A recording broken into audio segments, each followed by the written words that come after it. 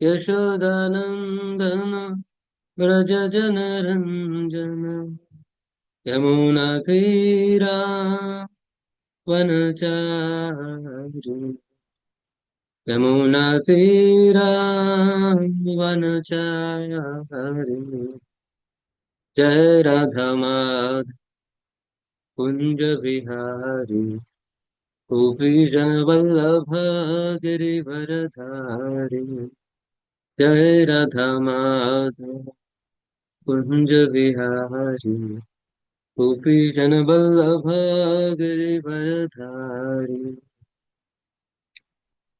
हरे कृष्णा. तर आज आपण चर्चा करणार आहोत श्रीमद भागवतम स्कंद क्रमांक 1 अध्याय 3 आणि श्लोक नंबर 22 यावरती आपण चर्चा करणार आहोत. तर मी श्लोक म्हणत आहे, आपण पण मागे म्हणण्याचा प्रयत्न करू शकता. नरदेवात्ममापन्नः सुरकार्याचिकीर्षया समुद्रनिग्रहादीनि चक्रे वीर्यान्यथा परम्. नरदेवात्ममापन्नः सुरकार्याचिकीर्षया समुद्रनिग्रहादीनि चक्रे वीर्यान्यथा परम्. नरदेवात्ममापन्नः सुरकार्याचिकीर्षया समुद्रनिग्रहादीनि चक्रे वीर्यान्यथा परम्. आपल्याला कोणी बोलू शकेल?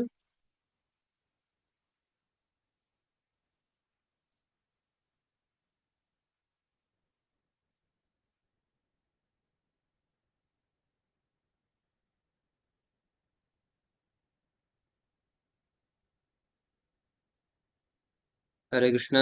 उपस्थित भक्तांपैकी कोणी बोलू शकेल?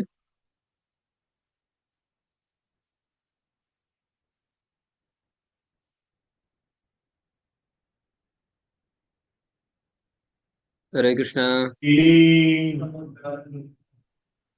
चक्रे वीर्यान्यतः परम्. चक्रे वीर्यान्यथा परम्. नरदेवत्वमापन्न सूर्यकार्यचिकीर्षया सुरकार्याचिकीर्षया समुद्रनिग्रहादीनि समुद्रनिग्रहादीनि चक्रे वीर्यान्यतः परम्. चक्रे वीर्यान्यथा परम्.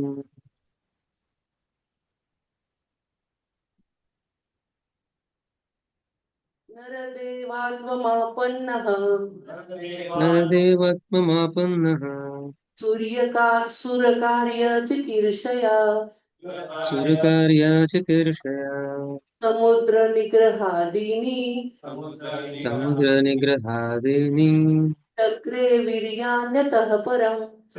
चक्रे वीर्यान्यथा परम्. नरदेवात्ममापन्नः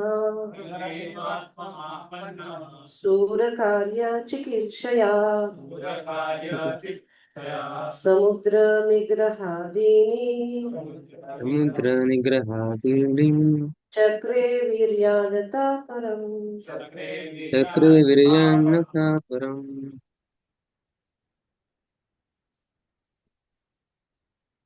आपल्यापैकी कुणी वर्ड टू वर्ड ट्रान्सलेशन आपण बोलू शकाल? हरे कृष्ण. शब्दार्थ. नर मनुष्य, देवत्वम देवत्व, आपन्नः रूप स्वीकारून, सूर देवता, कार्य कार्य, चिकीर्षया करण्याच्या इच्छेने, समुद्र निग्रह आदीनी सागरावर मात इत्यादी, चक्रे संपादन केला, वीर्यानी अद्भुत पराक्रम, अतः परम त्यानंतर. भाषांतर श्रील प्रभुपादांद्वारे. 18व्या अवतारात भगवान राजा रामचंद्राच्या रूपाने अवतीर्ण झाले. त्यांनी देवतांच्या अभिष्ट सिद्धीकरिता हिंदी महासागराचा निग्रह आणि सागराच्या पलीकडे असलेल्या दैत्य राजा रावणाचा वध करून दैवी शक्तीचा परिचय दिला. तात्पर्य. भगवान रामचंद्रांनी मानव रूप धारण केले आणि विश्वाच्या व्यवस्थेचे रक्षण करता यावे म्हणून देवतांचे, विश्वाचे व्यवस्थापन पाहणाऱ्यांचे काही अभिष्ट कार्य संपादन करण्याच्या हेतूने पृथ्वीवर अवतार धारण केले. कधी कधी रावण, हिरण्यकशिपू अशांसारखे अनेक मोठमोठे दानव व नास्तिक भगवंतांनी स्थापित केलेल्या सुव्यवस्थेला आव्हान देण्याच्या इच्छेने भौतिक शास्त्र आणि कर्तृत्वाच्या साह्याने भौतिक सुधारणा प्रगती करून प्रसिद्ध होतात. उदाहरणार्थ, भौतिक साधनांच्या साह्याने इतर ग्रहांवर उड्डाण करण्याचा प्रयत्न म्हणजे स्थापित सुव्यवस्थेला एक आव्हान आहे.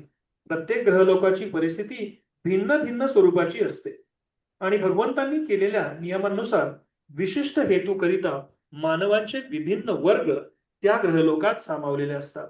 परंतु भौतिक उन्नतीतील क्षुल्लक यशाने गर्विष्ठ झालेले नास्तिक लोक भगवंतांच्या अस्तित्वाला आव्हान देतात. रावण त्यांच्यापैकीच एक होता.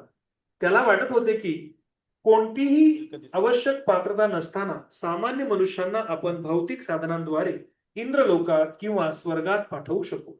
सरळपणे स्वर्गलोकात जाण्याकरिता एक शिडी उभारावी अशी त्याची इच्छा होती, कारण त्यामुळे स्वर्ग प्राप्तीसाठी लोकांना धार्मिक कर्मे करावी लागणार नव्हती.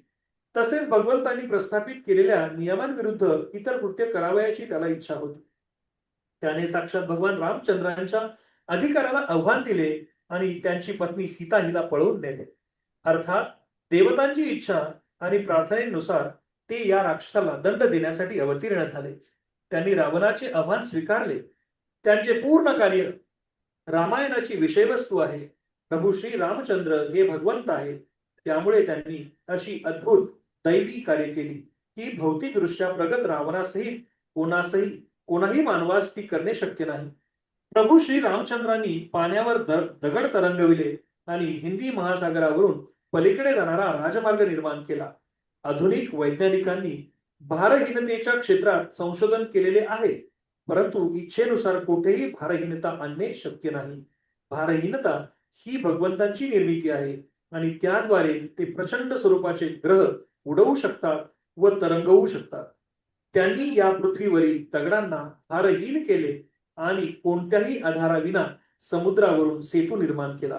हे परमेश्वराच्या शक्तीचे प्रदर्शन आहे. हरे कृष्ण. श्रील प्रभुपाद की जय. जय. खूप खूप धन्यवाद प्रभूजी. ओम अज्ञानतिमिरन्धस्य ज्ञानाञ्जनशलाकया चक्षुरुन्मिलितं येन तस्मै श्रीगुरवे नमः. श्रीचैतन्यमनोभीष्टं स्थापितं येन भूतले स्वयं रूपकदा मह्यं ददाति स्वापदान्तिकम्. वन्देऽहं श्रीगुरोः श्रीयुतपदकमलं श्रीगुरो वैष्णवांच श्रीरूपं साग्रजातं सहगण रघुनाथान्वितं तं साद्वैतं सावधूतं परिजनसहितं कृष्णचैतन्यदेवं श्रीराधा कृष्णपादान् सहगण ललिता श्रीविशाख. हे कृष्ण करुणा सिंधु दीनबंधु जगतपते गोपेश गोपिका कांत राधा कांत नमस्ते. तप्त कांचन गौरांगी राधे वृंदावनेश्वरी वृषभानुसुते देवी प्रणमामि हरि. वाञ्छाकल्पतरुभ्यश्च कृपा सिन्धुभ्येव च पतितानां पावनेभ्यो वैष्णवेभ्यो नमः. नमो विष्णुपादाय कृष्णपृष्ठाय भूतले श्रीमते भक्तिवेदान्त स्वामिनिति नामिने नमस्ते सारस्वती देवे गौरवाणी प्रचारिणी निर्विशेष शून्यवादी पाश्चात्यदेशतारिणी. जय श्री कृष्ण चैतन्य प्रभु नित्यानंद श्री अद्वैत गदाधर श्रीवासदि गौर भक्त वृंद. हरे कृष्णा कृष्णा कृष्णा हरे हरे, हरे राम राम राम हरे हरे.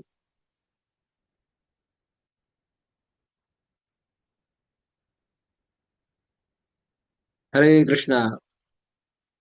तर पुन्हा एकदा आपल्या सगळ्यांचं आजच्या आपल्या भागवत सत्रामध्ये स्वागत. आणि आपण या ठिकाणी आलात आपला वेळ काढून त्याबद्दल खूप खूप आभार.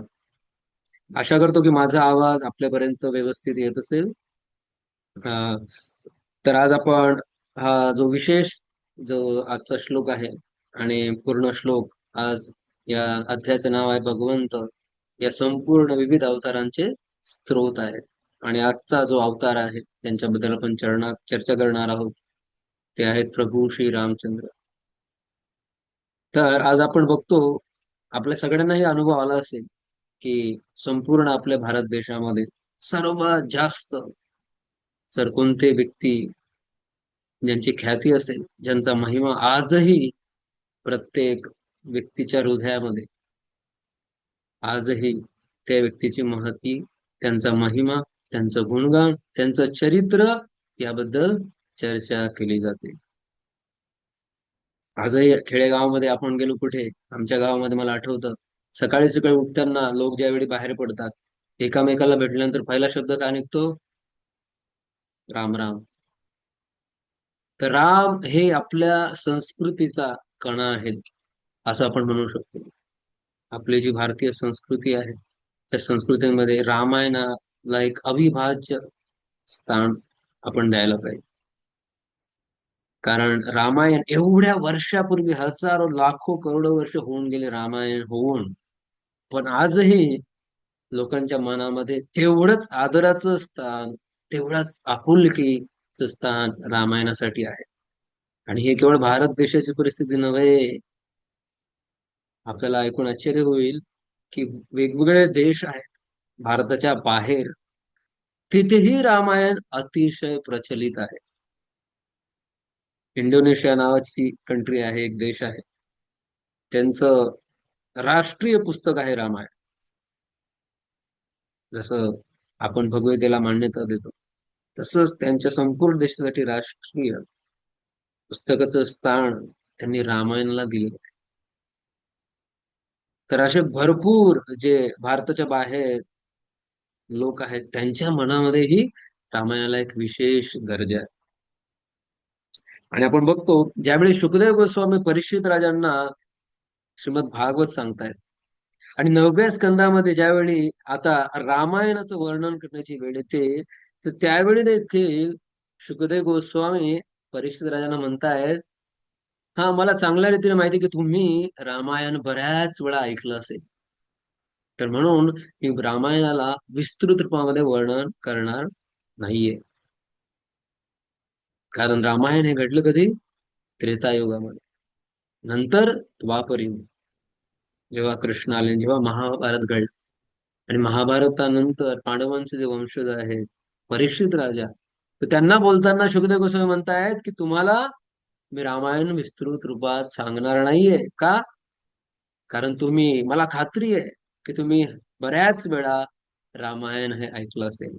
आणि म्हणून आपण बघणार तर 9व्या स्कंदामध्ये जे रामायणाचं वर्णन आलेलं आहे, अतिशय संक्षिप्त रूपामध्ये त्या ठिकाणी शुकदेव गोस्वामी वर्णन करतात. कारण त्यांना चांगल्या रीतीने माहिती आहे की परीक्षित राजांनी त्यांच्या लहानपणी रामायण ऐकलं असेलच विस्तृत रूपामध्ये. कारण रामायण हे आपल्या भारतीय संस्कृतीचा कणा आहे. आपण बघतो छत्रपती शिवाजी महाराज, त्यांनाही लहानपणीच जिजामाता काय ऐकवायचे? रामायण आणि महाभारत ऐकवायचे. तर एका सुंदर श्लोकामध्ये संपूर्ण रामायणाचं वर्णन केलेलं आहे एका कवींनी. त्याला म्हटलं तर एक श्लोकी रामायण. आपल्याकडे चतुश्लोकी भगवद्गीता आहे, चतुश्लोकी भागवतम आहे. तर तसंच या ठिकाणी एका श्लोकामध्ये संपूर्ण रामायणाचं वर्णन या कवींनी केलंय. तर तो श्लोक आपण बघूया, काय म्हणतायत त्या श्लोकामध्ये. खूप सुंदर श्लोक आहे, आणि फक्त या 4 ओळींमध्ये त्यांनी संपूर्ण रामायण या ठिकाणी विस्तृत संक्षिप्त रूपामध्ये आपल्याला सांगण्याचा प्रयत्न केलेला आहे. तर म्हणतायत, भातो राम तपोवनाधिगमनम् हत्वा मृगं काञ्चनम् वैदेही हरणं जटायुमरणं सुग्रीव सम्भाषणम् वालिर्निर्दलनं समुद्रतरणं लङ्कापुरी दाहनम् पश्चाद् रावण कुम्भकर्ण हननम् एतद्धि रामायणम्. आदौ राम तपोवनाधिगमनम. तर म्हणतायत अगोदर, आदो म्हणजे सुरुवातीची, भगवंतांनी काय केलं? राम तपोवनाधिगमनम. तर आपल्या सगळ्यांना सगळ्यांना संपूर्ण रामायणाची स्टोरी लाईन माहिती आहे. तर त्यामध्ये ते सांगतायत की भगवंतांनी तपोवन आणि आदी, तपोवनादी म्हणजे तपोवन आणि त्यापेक्षा इतर जे वन होती, त्या वनांमध्ये त्यांनी गमन केलं. त्या वनामध्ये ते राहिलेत. तिथे राहून काय केलं त्यांनी? हत्वा मृगम कांचनम. कांचन म्हणजे सोनेरी मृग. आपल्या सगळ्यांना कल्पना आहे, मारीच मामा ज्यावेळी त्या हरणाचं रूप घेऊन आले, सोनेरी हरणाचं रूप, आणि त्याच्या मागे कोण धावले? प्रभू रामचंद्र धावले. आणि श्रीमद भागवतम मध्ये सुद्धा एक सुंदर श्लोक आहे, त्यामध्ये सुद्धा वर्णन केलेलं आहे. तक्त्वा सुदुस्तुच्च सुरेप्सित राज्य लक्ष्मी धर्मिष्ठ आर्य वचसा यदगादरण्यम माया मृगम दैत इप्सित अनुवधाव वंदे महापुरुष ते चरणारविंद. तर या श्लोकामध्ये देखील शुकदेव गोस्वामी वर्णन करतात. तक्त्वा म्हणजे काय? सोडून दिलं. काय सोडून दिलं रामांनी? सुदुस्तुच्च, जे सोडण्यासाठी अतिशय कठीण आहे. सुरेप्सित राज्य लक्ष्मी. आपल्या सगळ्यांना माहिती आहे की ज्यावेळी दशरथाने ठरवलं की आता उद्या मला रामाचा अभिषेक करायचा, राज्याभिषेक करायचे, सगळी काही तयारी झालेली आहे. सगळ्या बाजूने जे काही राज्याभिषेकासाठी लागणारं साहित्य होतं त्याची जमवाजमव झालेली आहे. बऱ्याच ठिकाणाहून पाहुणे मंडळी त्यांना सुद्धा आमंत्रित केलं गेलंय. परंतु एका रात्रीमध्ये काय होतं? काही काही मातेच्या वरदानामुळे, काही काही मातेच्या हट्टामुळे दुसऱ्याच दिवशी सकाळी उठून रामांना वनवासात जाण्याची आज्ञा मिळते. तर राज्य वैभव त्यागणं हे खूप मोठी गोष्ट आहे, कारण भगवंतांनी ते करून दाखवलं. आणि अनिच्छेने नव्हे, दुःखी कष्टी मनाने नव्हे, अगदी आनंदाने. असं म्हणतात, ज्यावेळी काही काही मातेने बोललं रामांना की तुला 14 वर्ष वनवासात जायचंय आणि भरत राजा होईल, तर आपले आचार्य लिहितात, वाल्मिकी मुनी लिहितात की रामांच्या चेहऱ्यावरती थोडा देखील विकार नव्हता, की हे काय चाललंय, मी काय गुन्हा केला ते तरी मला सांगा. नाही, अगदी आनंदाने, चेहऱ्यावर कसलाही त्यांचा विकार उत्पन्न झाला नाही.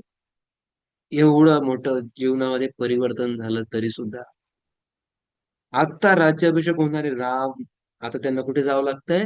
वनवासात जावं लागतं. बघा किती विरोधाभास आहे. कुठे रामचंद्र राजा होणार होते संपूर्ण अयोध्येचे, आणि कुठे आता त्यांना वनवासात जावं लागणार होतं. पण तरी सुद्धा जीवनामध्ये एवढं मोठं परिवर्तन, त्यांची स्वतःची कसलीही चूक नसताना देखील होतंय, आणि तरी सुद्धा रामचंद्र जसे होते तसेच आले. तर म्हणून तत्वा सुदुस्त सुरेप्सित राज्य लक्ष्मी धर्मिष्ठ आर्य वचसा. कशामुळे केलं हे सगळं? जे दशरथ महाराज होते त्यांचं वचन पूर्ण करण्यासाठी. धर्मिष्ठ आर्य वचसा यदगादरण्य, अरण्यामध्ये गेले ते. आणि पुढे काय केलं? माया मृगम, मारीच हा माया रूपी, जे दिसतं तसं नसतं असं ते हरिणाचं रूप घेऊन आले, आणि त्याच्या मागे रामचंद्र धावले. आणि अशा त्या रामचंद्रांना मी वंदन करतो. तर हा जो श्लोक आहे श्रीमद भागवतमचा, हा श्लोक रामांना देखील लागू होतो. हाच श्लोक आपण कृष्णांना देखील लागू होऊ शकतो. बघा, कृष्णाने सुद्धा जन्म होता क्षणी कसला त्याग केला? एका राजवंशात जन्म झाला कृष्णांचा, तर मथुरेचे राजा होऊ शकले असते. परंतु त्यांनी सुद्धा काय केलं? त्या राज्य वैभवाचा त्याग केला. आणि कुठे गेले कृष्ण? कृष्ण गेले वृंदावनामध्ये. ते सुद्धा एक अरण्यच होतं की नाही? तत्व सुदुस्तुज्य सुरेप्सित राज्य लक्ष्मी. कृष्णाने सुद्धा राज्य लक्ष्मीचा त्याग केला आणि कुठे गेले? वृंदावनामध्ये, गोकुळामध्ये. आणि कुणामुळे? वडिलांची इच्छा. कारण वडिलांना भीती होती की इथे जर कृष्ण राहिला तर त्याच्या प्राणांना खूप हानी होऊ शकते, धोका होऊ शकतो, म्हणून वडीलच त्यांना घेऊन गेले. आणि हा श्लोक आपण चैतन्य महाप्रभूंना सुद्धा लागू करू शकतो. चैतन्य महाप्रभूंनी सुद्धा काय केलं? एवढे त्यांची आई सची माता, त्यांची पत्नी राज्यलक्ष्मी यांना त्याग केला आणि संन्यास धारण केला. काही आवश्यकता नव्हती, परंतु कशासाठी? धर्मिष्ठ आर्य वचसा. चैतन्य महाप्रभूंच्या जीवनामध्ये एक प्रसंग होता. त्या प्रसंगामध्ये एका साधूने त्यांना शाप दिला होता की तू कधीही वैवाहिक जीवनाचं सुख तुला मिळणार नाही. आणि त्यावेळी चैतन्य महाप्रभूंनी कसलाही प्रतिकार न करता त्याचा तो शाप डोक्यावर धारण केला होता. धर्मिष्ठ आर्य वचसा यदगाधरण्यम. चैतन्य महाप्रभूंनी संपूर्ण संसाराचा त्याग करून संन्यास धारण केला. आणि पुढे काय केलं? जसे रामचंद्र त्या मृगामागे धावले, तसे चैतन्य महाप्रभू या जगातील तथाकथित जे लोक होते, जे कृष्ण भक्तीचा स्वीकार करत नव्हते, त्यांच्या मागे चैतन्य महाप्रभू धावले. कशासाठी? त्यांना कृष्ण प्रेम देण्यासाठी. तशा प्रकारे हा जो श्लोक आहे, आपण हे भगवंतांचे 3 विशेष अवतार आहेत, हा तिघांना लागू पडणारा वर्ष आहे. रामचंद्र, कृष्ण आणि चैतन्य महाप्रभू. तर आपण एक श्लोकी रामायणामध्ये बघतोय कशा प्रकारे भगवंतांनी मृगम कांचनम त्या सुवर्ण मृगामागे धावले. त्याच्यानंतर काय झालं? वैदेही हरणम. वैदेही म्हणजे सीतामाता. सीतामाताचं एक नाव आहे वैदेही. विदेह राजाची मुलगी म्हणून त्यांचं नाव आहे वैदेही. तर वैदेही हरणम. त्याच्यानंतर काय झालं?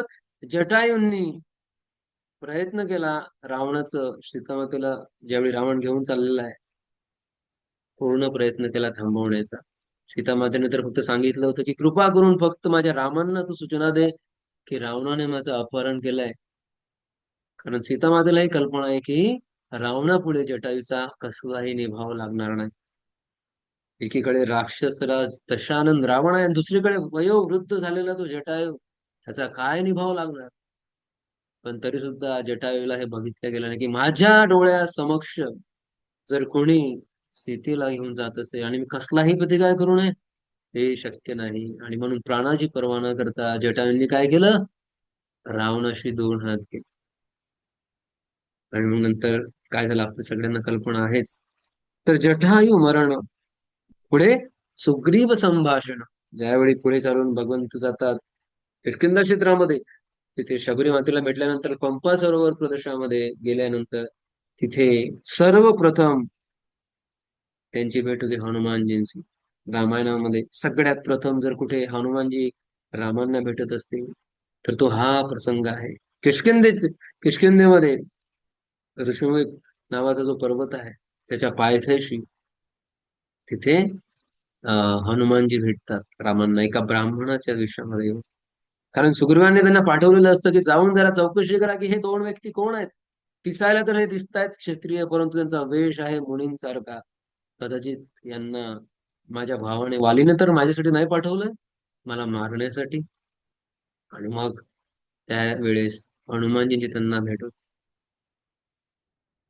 आणि त्या भेटीमध्ये देखील ज्यावेळी आता हनुमानजींचे आराध्य दैवत कोण आहेत?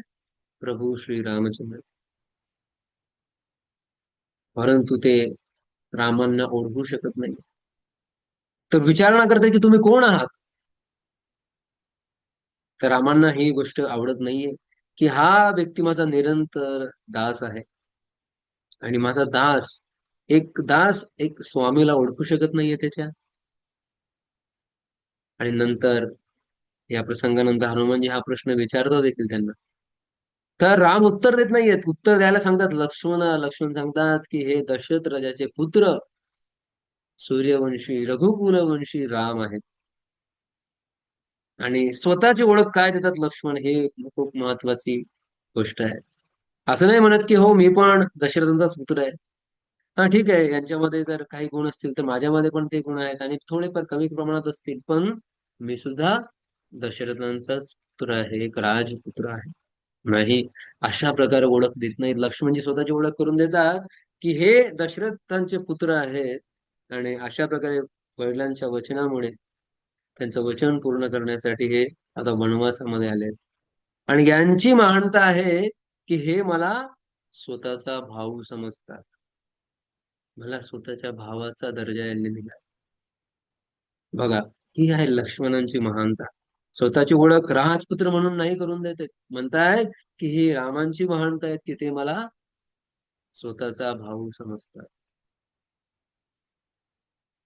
आणि नंतर या प्रसंगानंतर ज्यावेळी हनुमानना कळतं की अरे हे तर माझे प्रभू राम आहेत, माझे आराध्य दैवत, त्यांचे मी लहानपणापासून नाव घेतोय प्रत्येक क्षणाला, ज्यांना मी कधी विसरलो नाही आणि ते माझ्या समोर येऊन सुद्धा मी त्यांना ओळखू शकलो नाही. तर त्यावेळी राम त्यांना उत्तर देतात, हनुमंता, तू मला ओळखू शकला नाहीस कारण माझ्या समोर येताना तू वेश बदलून आला होतास. माझ्या समोर येताना तू मुखवटा घालून आला होतास आणि म्हणून तू मला ओळखू शकला नाहीस. तू जर स्वतः तुझ्या मूळ रूपामध्ये आला असतात तर कदाचित मी तुला माझं स्वतःच जे रूप आहे ते दर्शवलं असतं. परंतु तूच माझ्याकडे त्यांना जर मुखवटा घालून येतोयस तर अशी अपेक्षा तू कशी करू शकतोस की मी तुला माझं जे स्वरूप आहे त्याचं दर्शन तुला देणार. आणि मग हनुमंताने सुद्धा कळतं की हो, माझी चूक झाली की माझ्या स्वामींसमोर मी माझ्या खऱ्या रूपात न जाता मुखवटा घालून गेलो. तर इथे एक आपल्यासाठी पण एक शिकण्यासारखं आहे की ज्यावेळी आपण भगवंतांसमोर जातो, आपलेही खूप मुखवटे असतात आपल्या जीवनामध्ये. आपण कोणी अमुक असू, एखाद्या पदावर असू, आपलं जे काही असतील आपले भरपूर मुखवटे असतात. परंतु भगवंतांसमोर गेल्यानंतर आपली एकमेव ओळख आहे आणि ती म्हणजे काय? भगवंत स्वामी आणि आपण त्यांचे दास. जीवेर स्वरूप होय कृष्णेर नित्य दास. हीच ओळख आपली असली पाहिजे आणि या ओळख व्यतिरिक्त आपली कसलीही जर का ओळख असेल तर ती आपण बाजूला ठेवायला पाहिजे. अन्यथा आपल्यालाही भगवंतांच्या खऱ्या रूपाचं दर्शन होणार नाही, जसं हनुमंतांना झालं.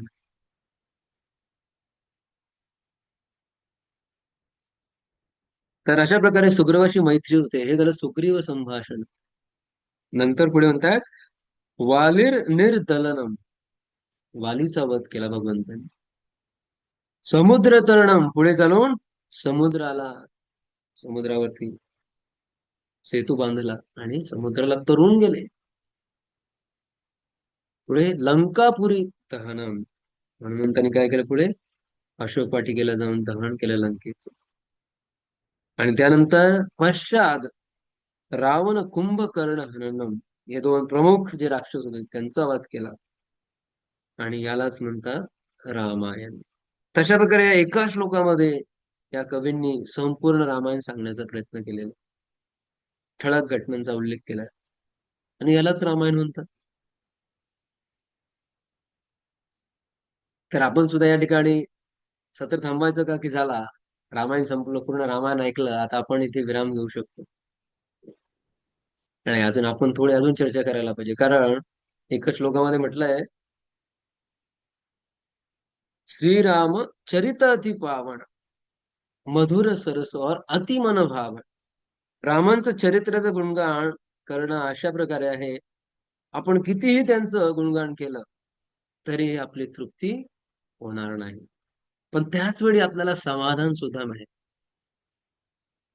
बघा, दोघं विरोधी गोष्टी आहेत. म्हणजे कितीही आपण रामकथा ऐकली तरी काय होईल, असं वाटेल की अजून थोडंसं ऐकलं तर बरं होईल, अजून थोडं, अजून काही भगवंतांच्या लीलांबद्दल चर्चा केली तर बरं होईल.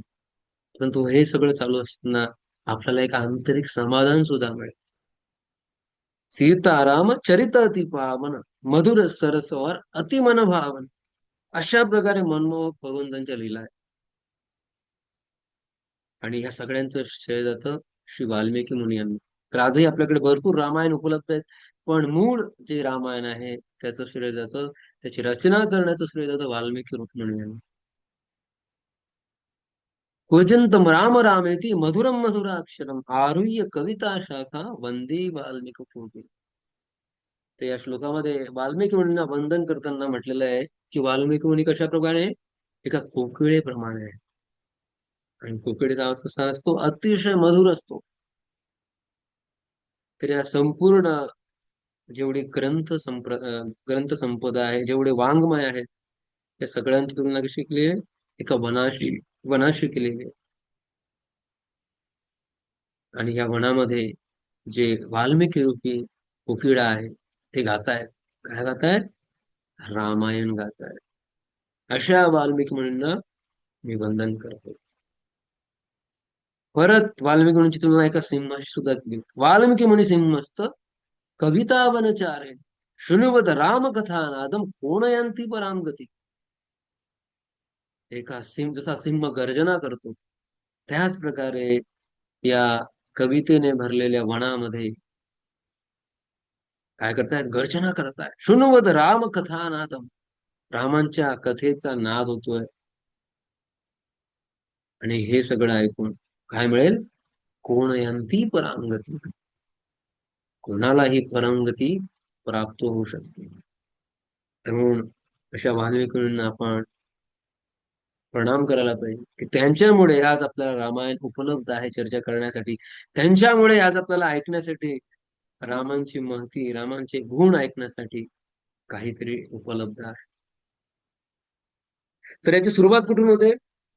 तर एकदा नारद मुनी आणि वाल्मिकी, वाल्या कोण यांची भेट होते. तर वाल्मिकींच्या मनामध्ये प्रश्न असतो की ह्या पृथ्वीवरती असा कोणी व्यक्ती आहे का? तर त्या ठिकाणी श्लोक आहे रामायणामध्ये, कोण अस्मिन सांप्रतम लोके, या संपूर्ण पृथ्वी तलावरती असा कोणी व्यक्ती आहे का? नारद मुनी म्हणले, कसा व्यक्ती? कोणत्या व्यक्तीच्या शोधामध्ये आहेत तुम्ही? तर म्हणतात, गुणवान कश्च वीर्यवान धर्मज्ञश्च कृतज्ञश्च सत्यवाक्य दृढव्रता. तर या ठिकाणी येणाऱ्या काही श्लोकांमध्ये 16 गुणांची, 16 वेगवेगळ्या गुणांची ते चर्चा करत आहेत. त्यापैकी आपण फक्त 6च गुण बघतोय. गुणवान, वीर्यवान, धर्मज्ञश्च, कृतज्ञश्च, सत्यवाक आणि दृढव्रत.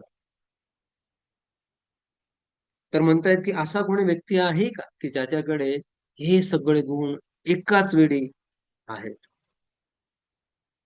आणि मग त्यावेळी त्यांच्या प्रश्नाच्या उत्तरादाखल नारद मुनी काय सांगतात? हो, निश्चितच ते व्यक्ती आहे श्रीरामचंद्र. तर या ठिकाणी पहिला शब्द आलाय, कोण अस्मिन सांप्रतम लोकी गुणवान. गुणवान आपण ऐकतो भगवान. भगवान या शब्दाची व्याख्या पराशर मुनी करतात, असा व्यक्ती ज्याकडे, भग म्हणजेच का, वेगवेगळे ऐश्वर्य, वाण म्हणजे ज्याच्याकडे आहेत. तर भगवंताकडे 6 प्रकारचे ऐश्वर्य आहे. ऐश्वर्यस्य समग्रस्य वीर्यस्य यशस्र ज्ञान वैराग्य योचैव शरणं भगत. तर गुणवान ज्यावेळी आपण म्हणतो म्हणजेच असा व्यक्ती ज्याच्याकडे एक नव्हे, दोन नव्हे, तीन नव्हे, हजारो लाखो गुणांचे गुण आहेत. ते जसं समुद्र, समुद्रामध्ये किती रत्न आहे त्याची आपण तुलना करू शकत नाही. तसंच भगवंतामध्ये किती गुण आहेत त्याचं मोजमाप आपण करू शकत नाही. तर आपले आचार्य काही उदाहरण देतात. म्हणतात की जर आपण कल्पना केली, एक छोटासा पक्षी आहे, म्हणून चिमणी आहे, आणि त्या चिमणीला आपण एक नारळ दिलं आणि त्या छोट्याशा चोचीद्वारे, आता एका चिमणीमध्ये किती शक्ती असते, तर कितीही प्रयत्न केला तरी त्या नारळाच्या अशा त्या कडक पृष्ठभागाला भेदण्याचं कार्य ती चिमणी करू शकेल का? नाही. हे अशक्यप्राय गोष्ट आहे. असं म्हणतात, समजा एखाद्या व्यक्तीने मेरू पर्वताला त्याचं डोकं आदळायला सुरुवात केली आणि तो अपेक्षा करतोय की माझ्या या डोक्याच्या प्रहाराने काय होईल, त्या पर्वताला तडा जाईल. शक्य आहे का? नाही. मेरू पर्वत हा अतिशय प्रचंड पर्वत आहे. आपण कितीही डोकं आपटलं तरी सुद्धा तिथे काही होणार नाहीये. कोणी म्हणेल की ह्या तळ हातामध्ये मी संपूर्ण सूर्याला झाकू शकतो, ही अशक्यप्राय गोष्ट आहे. कुणाचा हात, तळ हात कितीही मोठा असला तरी सूर्याला आपल्या तळ हातामध्ये घेणं हे अशक्यप्राय आहे. कोणी म्हणेल आकाशातील ताऱ्यांची गिनती मोजमाप आपण करू शकतो का? हे अशक्यप्राय गोष्ट आहे. पावसाळ्याचे दिवस आहे, कोणी म्हणेल पावसाळ्याचे जे पडणारे थेंब आहेत त्यांची मी गणना करतो, तेही अशक्यप्राय आहे.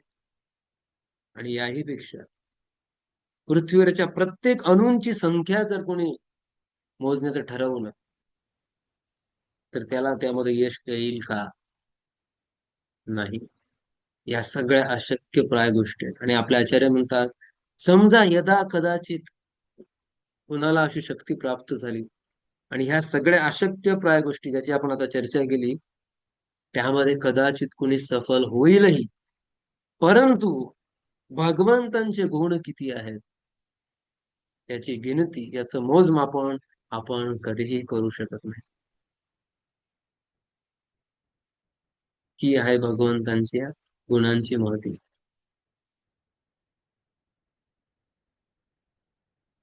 तर रामायण हे काय? रामायण हे एक भेट वस्तू आहे जी नारद मुनींच्या प्रेरणेने आपल्या सगळ्यांना मिळाली. तर नारद मुनी एक असे व्यक्तिमत्व आहेत, असे भगवंतांचे शुद्ध भक्त आहेत. आपण बघा, प्रत्येक ठिकाणी श्रीमद भागवतम मध्ये, रामायणामध्ये, प्रत्येक कथेमध्ये, प्रत्येक एक यशस्वी भक्ताच्या जीवनामध्ये नारद मुनींचा समावेश आपल्याला दिसेलच. प्रल्हाद महाराज, नारद मुनी. ध्रुव महाराज, नारद मुनी. मृगारी, नारद मुनी. वाल्या घोडी, नारद मुनी. नलकुबर मणिग्रीव, नारद मुनी. बघा, प्रत्येक व्यक्तीच्या आयुष्यामध्ये नारद मुनी कुठे ना कुठे योगदान दिलेलं आहे. तर नारद मुनी एका हवेसारखे आहेत. जशी हवा सगळीकडे असते, सगळीकडे विचरण करते, परंतु त्याचसोबत हवा ही आसक्त होत नाही कुठेच. त्याचप्रमाणे नारद मुनी कित्येक लोकांच्या आयुष्यामध्ये नारद मुनी काय केलेलं आहे? त्यांचं भलं केलेलं आहे. परंतु नारद मुनी कधीही कुणावरती आसक्ती दाखवलेली नाही. नारद मुनी आपलं काम करतात, पुढे निघून जातात. भगवंतांच्या भक्ती देणार आणि पुढे निघणार. तर नारद मुनी हे असे महान व्यक्तिमत्व आहे.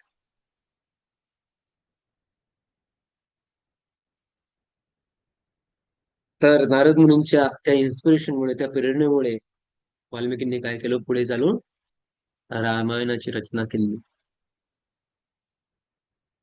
तर एकदा परीक्षित राजांचे वंशज जन्मेजय यांना खूप राग असतो की माझ्या वडिलांचा मृत्यू झाला. कुणामुळे? सर्पदंश केल्यामुळे. परीक्षित राजाला सर्पदंश झाला आणि त्यामुळे त्यांनी देह सोडला. तर ही कथा जन्मेजय यांना माहीत असते आणि कुठेतरी त्यांच्या मनामध्ये राग असतो. आणि भागवतामध्ये वर्णन आहे की त्यासाठी मग काय करतं? एक मोठा यज्ञ आयोजित करतात, सर्पयज्ञ. आणि त्या सर्पामध्ये विश्वभरातील सगळ्या सापांची आहुती देण्याचा त्यांचा मानस असतो. तर असे हे राजे जन्मेजय, ते एकदा यांच्याकडे वैशंपायन ऋषी येतात. तर वैशंपायन ऋषींना यांना रामायण आणि महाभारत सांगायचं असतं, परंतु तो राजे असल्या कारणाने हे म्हणतात की माझ्याकडे वेळ नाहीये, मी खूप बिझी माणूस आहे. यांची ऐकण्याची अजिबात इच्छा नसते. तर जे वैशंपायन ऋषी असतात ते म्हणतात, फक्त मला 2 शब्द बोलण्याची तुम्ही मुभा द्या, फक्त 2 शब्द बोलण्याची मला परवानगी द्या. म्हणजे ठीक आहे, चला 2 शब्द बोला, निघा. आपल्यापैकी बऱ्याच लोकांना हा अनुभव आला असेल, जेव्हा कुणाला आपण 2 शब्द भगवंताबद्दल सांगण्यासाठी जातो, लोकांचं कारण काय असतं? पहिलं कारण, वेळ नाहीये आमच्याकडे. तर असेच हे राजे जन्मेजय म्हणतात की लवकर बोला, 2 शब्द फक्त, माझ्याकडे वेळ नाहीये. तर वैशंपायन ऋषी पण खूप बुद्धिमान आहेत, 2च शब्द बोलतात. म्हणतात गोहरणम आणि वनभंगम, हे 2 शब्द बोलतात. तर जन्मेजयाला प्रश्न पडतो की अरे, हे काय गोहरणम, याचा अर्थ काय होतो? कशाला उद्देशून तुम्ही हे बोलताय? आणि दुसरा शब्द आहे वनभंग. तर मनामध्ये जिज्ञासा निर्माण होते, कुणाच्या? जन्मेजयाच्या मनामध्ये जिज्ञासा निर्माण होते. शेवटी म्हणतो की मला सांगा हे काय, तुम्ही गोहरणम का बोललात? मग त्यावेळी जन्मेजय केवळ या एका शब्दावरून संपूर्ण महाभारत सांगतात. कुणाला? जन्मेजयाला. तर गोहरणम हा शब्द कुठे येतो? ज्यावेळी पांडव हे विराट राज्यामध्ये राहत असतात आणि एकदा विराट राजाच्या ज्या गायी असतात त्या गायींचं अपहरण केलं जातं. आणि त्यावेळी अर्जुन काय करतात, आपला गांडीव धनुष्य घेऊन त्या गायींची सुटका करतात, त्या गायींना वाचवतात. आणि अशा प्रकारे संपूर्ण महाभारत यांचं कथन जन्मेजय यांना केलं जातं. मग म्हणतात दुसरा शब्द काय, वनभंग म्हणजे काय? तर वनभंगम म्हणजे ज्यावेळी हनुमानजी लंकेमध्ये जातात आणि अशोक वाटिकेमध्ये ज्यावेळी सीतामाता राहत असतात त्या ठिकाणी तिथे जाऊन त्यांची भेट घेतात आणि कशा प्रकारे ते अशोक वाटिकेची नासधूस करतात, नंतर त्या प्रसंगाला त्यांनी म्हटलं वनभंग.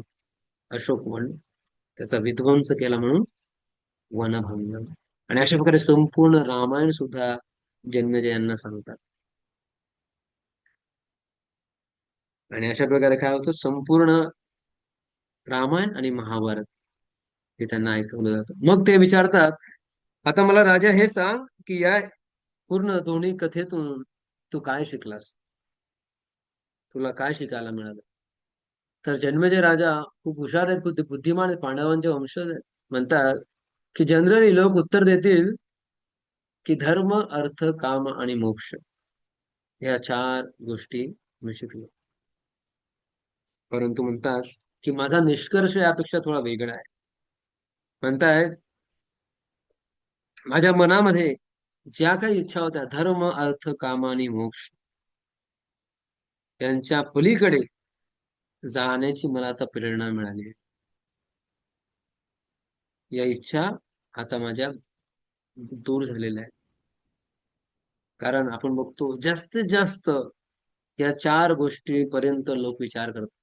धर्म, धर्माचं पालन करायचं, धर्माचं पालन करून अर्थ म्हणजे पैसा कमवायचा आहे, त्या मिळालेल्या पैशाने काम म्हणजे इच्छांची पूर्ती करायची आहे. आणि इच्छांची पूर्ती करता करता शेवटी मोक्ष पण मिळवायचा. तर कितीही धार्मिक व्यक्ती असेल तर तो या 4 पुरुषार्थांचा विचार करतो. परंतु आपल्या आचार्यांनी आपल्याला पंचम पुरुषार्थ दिलेला आहे, आणि तो म्हणजे भगवंतांप्रती प्रेम, कृष्ण प्रेम मिळवणं हे जीवनाचं सगळ्यात मोठं ध्येय असलं पाहिजे. आणि रामायण आणि महाभारत ऐकून जन्मेजय सुद्धा ह्या निष्कर्षापर्यंत पोहोचतात की फक्त केवळ धर्म, अर्थ, काम आणि मोक्ष यामध्ये मला आता रुची नाहीये. मग म्हणतात, अरे कशामुळे हा सगळा एवढा बदल झाला? अशी कोणती गोष्ट तुला आवडली माझ्या कथनामध्ये? वैशंपायन विचारतात.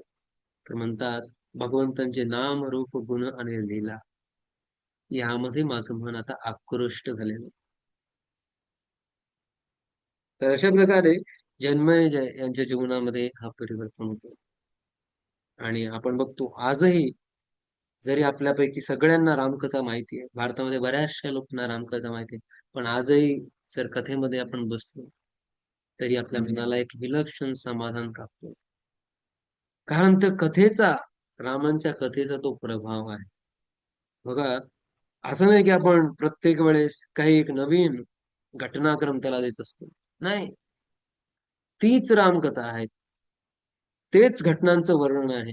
परंतु कितीही आपण पुनरावृत्ती जरी केली तरी प्रत्येक वेळी, आणि आपल्या भारत देशामध्ये आजही अशी बरीच ठिकाणं आहेत, जसं चित्रकूट धाम आहे, अयोध्या धाम आहे.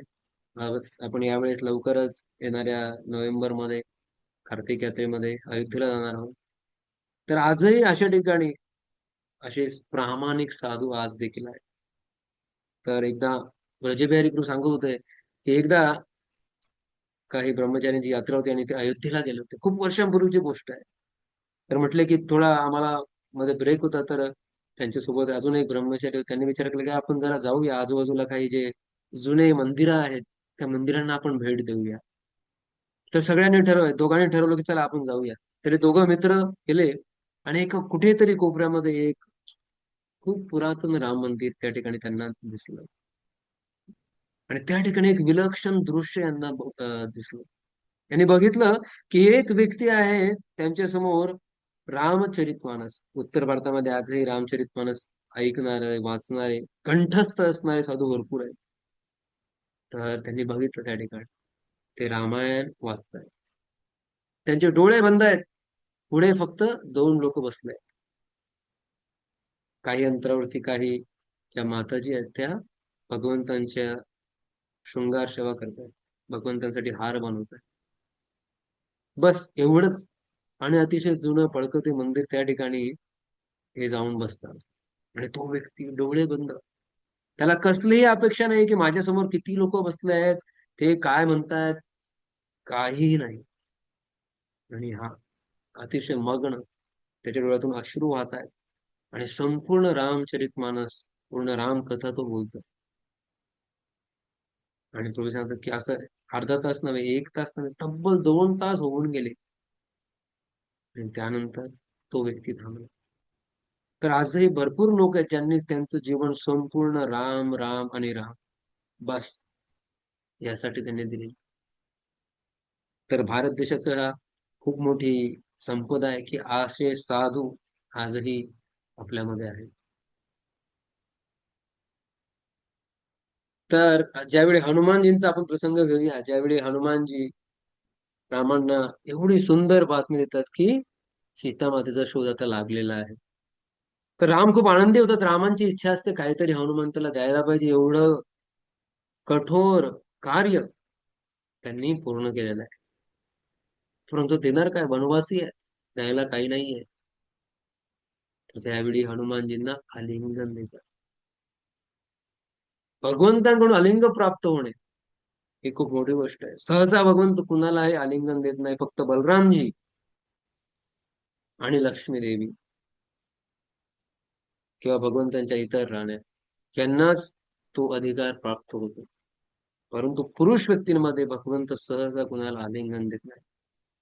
आपण दशम स्कंदामध्ये बघतो, ज्यावेळी सुदामांची कथा येते, सुदामा आलेले असतात भगवंतांकडे, विचार करतात की अरे कदाचित कृष्ण विसरलेत की मी त्यांचाच मित्र आहे लहानपणीचा, कोणी दुसरा व्यक्ती येणार असेल या ठिकाणी आणि मला तो व्यक्ती समजून माझी शुश्रूषा, माझी पूजा अर्चन करायला यांनी सुरुवात केली.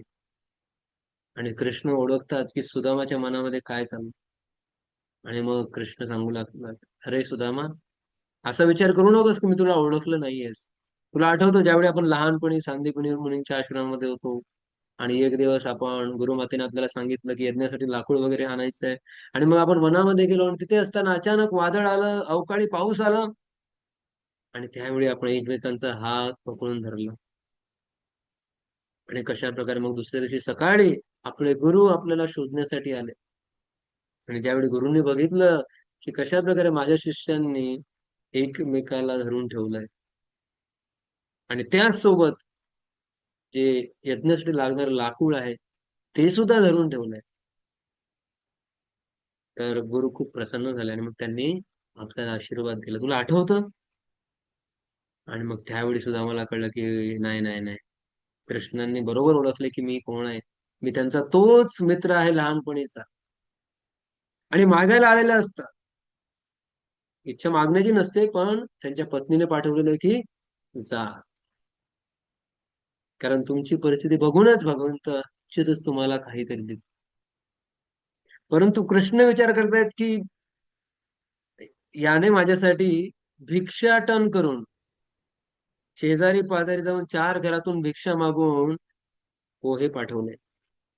जर एखाद्या व्यक्तीने आपल्याला भेटवस्तू दिली, तुम्हाला माहिती असेल की आजकाल ते कमी होतं, पण लग्न समारंभामध्ये जर एखाद्या व्यक्तीने काही भेटवस्तू दिली असेल एखाद्या व्यक्तीला, तर पुढच्या वेळेस त्या व्यक्तीच्या घरामध्ये ज्यावेळी लग्न होतं, ती व्यक्ती बरोबर आठवण ठेवते, हा आपल्या वेळेस काय दिलं होतं यांनी, अच्छा चला, तेवढ्याच मूल्याची गोष्ट ते सुद्धा त्या व्यक्तीला परत देतात. कमी नाही आणि जास्त नाही. आणि सगळं लक्ष असतं त्यांचं बरोबर की कुणी काय दिलं होतं आपल्या घराच्या लग्नाच्या वेळी. तर कृष्ण सुद्धा विचार करतायत की याने माझ्यासाठी, याच्या घरामध्ये काहीही नव्हतं, भिक्षाटन करून याने माझ्यासाठी पोहे घेऊन आले. आता या पोह्यांच्या बरोबरीने देण्या इतकं माझ्याकडे नाहीये, मी काय देणार. तर म्हणून कृष्ण काही देत नाहीत. आणि सुदामाने परतीच्या प्रवासाला निघालाय, परतीच्या प्रवासाला निघालाय, विचार करतोय. काय विचार करतोय सुदामा? असं नाही की अरे काय फायदा झाला, मी इकडे आलो, एवढं सगळं माझ्या पत्नीने पाठवलं मला आणि कृष्णांनी तर काहीच दिलं नाही मला. नाही, सुदामाच्या मनामध्ये काय कृतज्ञतेची भावना आहे. क्वाहम दरिद्र पापिया क्वा श्रीकृष्ण श्रीनिकेतन ब्रह्मबंधो इति स्माहम बाहुभ्या परिरंभित. म्हणतात की मी कोण आहे, क्वाहम दरिद्र पापिया, अरे मी किती पापी व्यक्ती आहे, दरिद्री व्यक्ती आहे. आणि कृष्ण कोण आहेत, श्रीनिकेतन, यांच्या हृदयावरती नेहमी लक्ष्मी निवास करते, श्रीनिकेतन. परंतु त्या कृष्णांनी मला भावा समान वागणूक दिली, मला आलिंगन केलं. तर आपण चर्चा करतो की कृष्ण भगवंत आलिंगन सहसा कुणाला देत नाही. तर सुदामा हाच विचार करतायत की कृष्णांनी मला आलिंगन केलं, बस. हे आठवत आठवत सुदामा घरी जात आहे. मनामध्ये हा प्रश्न आहे की अरे काहीच भेटलं नाही मला, खाली हात आलो होतो, खाली हात परत जातोय, काय फायदा झाला कृष्णांकडे येऊन. नाही, आणि कृष्णांनी समोरून दिलं नाही, कारण कृष्णांनाच कमी वाटतंय की अरे त्याने जे आणलं त्या बरोबरीने देण्याइतकं माझ्याकडे नाहीये, म्हणून समोरून न देता अप्रत्यक्षरित्या दिलं. आणि मग आपल्याला माहिती आहे, ज्यावेळी सुदामा पोहोचतात, बघतात की संपूर्ण त्यांचं गाव, त्यांचं जे झोपडी होती त्याचं परिवर्तन झाले, संपूर्ण कायापालट झाले. तर प्रश्न हा आहे की भगवंत आलिंगन सहसा कोणाला देत नाही, तर हनुमानजींना आलिंगन दिलं. तर हनुमानजींची इच्छा काय, ज्यावेळी भगवंत संपूर्ण अयोध्येसोबत या पृथ्वी तलावरती भगवंतांनी हजारो वर्ष राज्य केलं, परंतु एक वेळ अशी आली की भगवंतांना आता जावं लागणार होतं. तर हनुमानजी म्हटले की मी येणार नाही, माझी येण्याची अजिबात इच्छा नाहीये. अरे मग हनुमंता तू करशील काय इथे राहून. तर हनुमानजी म्हणतात, खूप सुंदर म्हणतात, हनुमानजी म्हणतात, यत्र यत्र रघुनाथ कीर्तनम तत्र तत्र कृतमस्तकांजली. जिथे जिथे रघुनाथांचं कीर्तन होईल, म्हणजे जिथे कुठे रामकथा होईल, त्या ठिकाणी कृत मस्तकांजली, मला अशा मुद्रेमध्ये बसून रामकथा ऐकायची. बाष्पवारी परिपूर्ण लोचनम मारुती नमतः राक्षसांतकम. तर मारुती हनुमानजीची इच्छा काय, जिथे कुठे रामकथा होईल हे भगवंता, मला तुम्ही शक्ती प्रदान करा की त्या ठिकाणी उपस्थित राहून मी तुमची कथा ऐकू शकलो पाहिजे. तर ही हनुमानजींची इच्छा आहे. आणि म्हणून म्हणतात आजही जिथे कुठे रामकथा होते तिथे हनुमानजी उपस्थित असतात. श्रील प्रभुपादांच्या जीवनामध्ये आपण प्रसंग बघतो, श्रील प्रभुपादांना सुद्धा एकदा त्यांच्या शिष्यांनी खूप चांगला प्रोग्राम आयोजित केला, खूप त्याची ऍडव्हर्टाइजमेंट केली, परंतु शेवटी काय झालं, ज्या दिवशी प्रोग्राम होणार होता तिथे फक्त 2 की 3 लोक उपस्थित होते. संपूर्ण ऑडिटोरियम जो होता पूर्ण खाली होता. तर शिष्यांना खूप वाईट वाटलं की अरे आपण एवढी मेहनत केली आणि प्रभुपादांनी काय विचार केला असेल की काय कुठे आहेत लोक. तर प्रभुपाद म्हटले काय, तुम्ही बघितलं नाही, नारद मुनी तिथे होते, ब्रह्माजी तिथे होते. तर श्रीमद भागवमध्ये सुद्धा हे वर्णन केलेलं आहे की जिथे कुठे भगवंतांची कथा होते. तर पहिल्या स्कंदामध्ये 16व्या अध्यायामध्ये 7वा श्लोक आहे, त्या ठिकाणी म्हटलंय, शुद्रायुषाम नृणाम शुद्रायुषाम नृणाम अंगम मर्त्यानाम अमृतानिच्छितम. म्हणतात की या जगामध्ये प्रत्येक व्यक्तीला अमृत म्हणजे काय, मृत्यूपासून सुटका हवी आहे. मर्त्यानाम म्हणजे मर्त्य लोक, या जगामध्ये जोही येतो त्याचा मृत्यू हा निश्चित आहे, परंतु या मर्त्य लोकातील लोकांची इच्छा काय असते, आम्हाला अमृत हवंय, मृत्यू नकोय. पण हे शक्य आहे का, कारण यमराज यमराज तर 24 तास ड्युटीवर असतात, यमराजांना कधीही सुटी नसते. आणि या तात्पर्यामध्ये, या श्लोकाच्या तात्पर्यामध्ये श्रील प्रभुपाद म्हणतात की जे तथाकथित लोक आहेत, मोठमोठे सायंटिस्ट आहेत, ते आजही प्रयत्न करतात की कशा प्रकारे मृत्यूवरती विजय प्राप्त करता येईल आणि अमर होता येईल.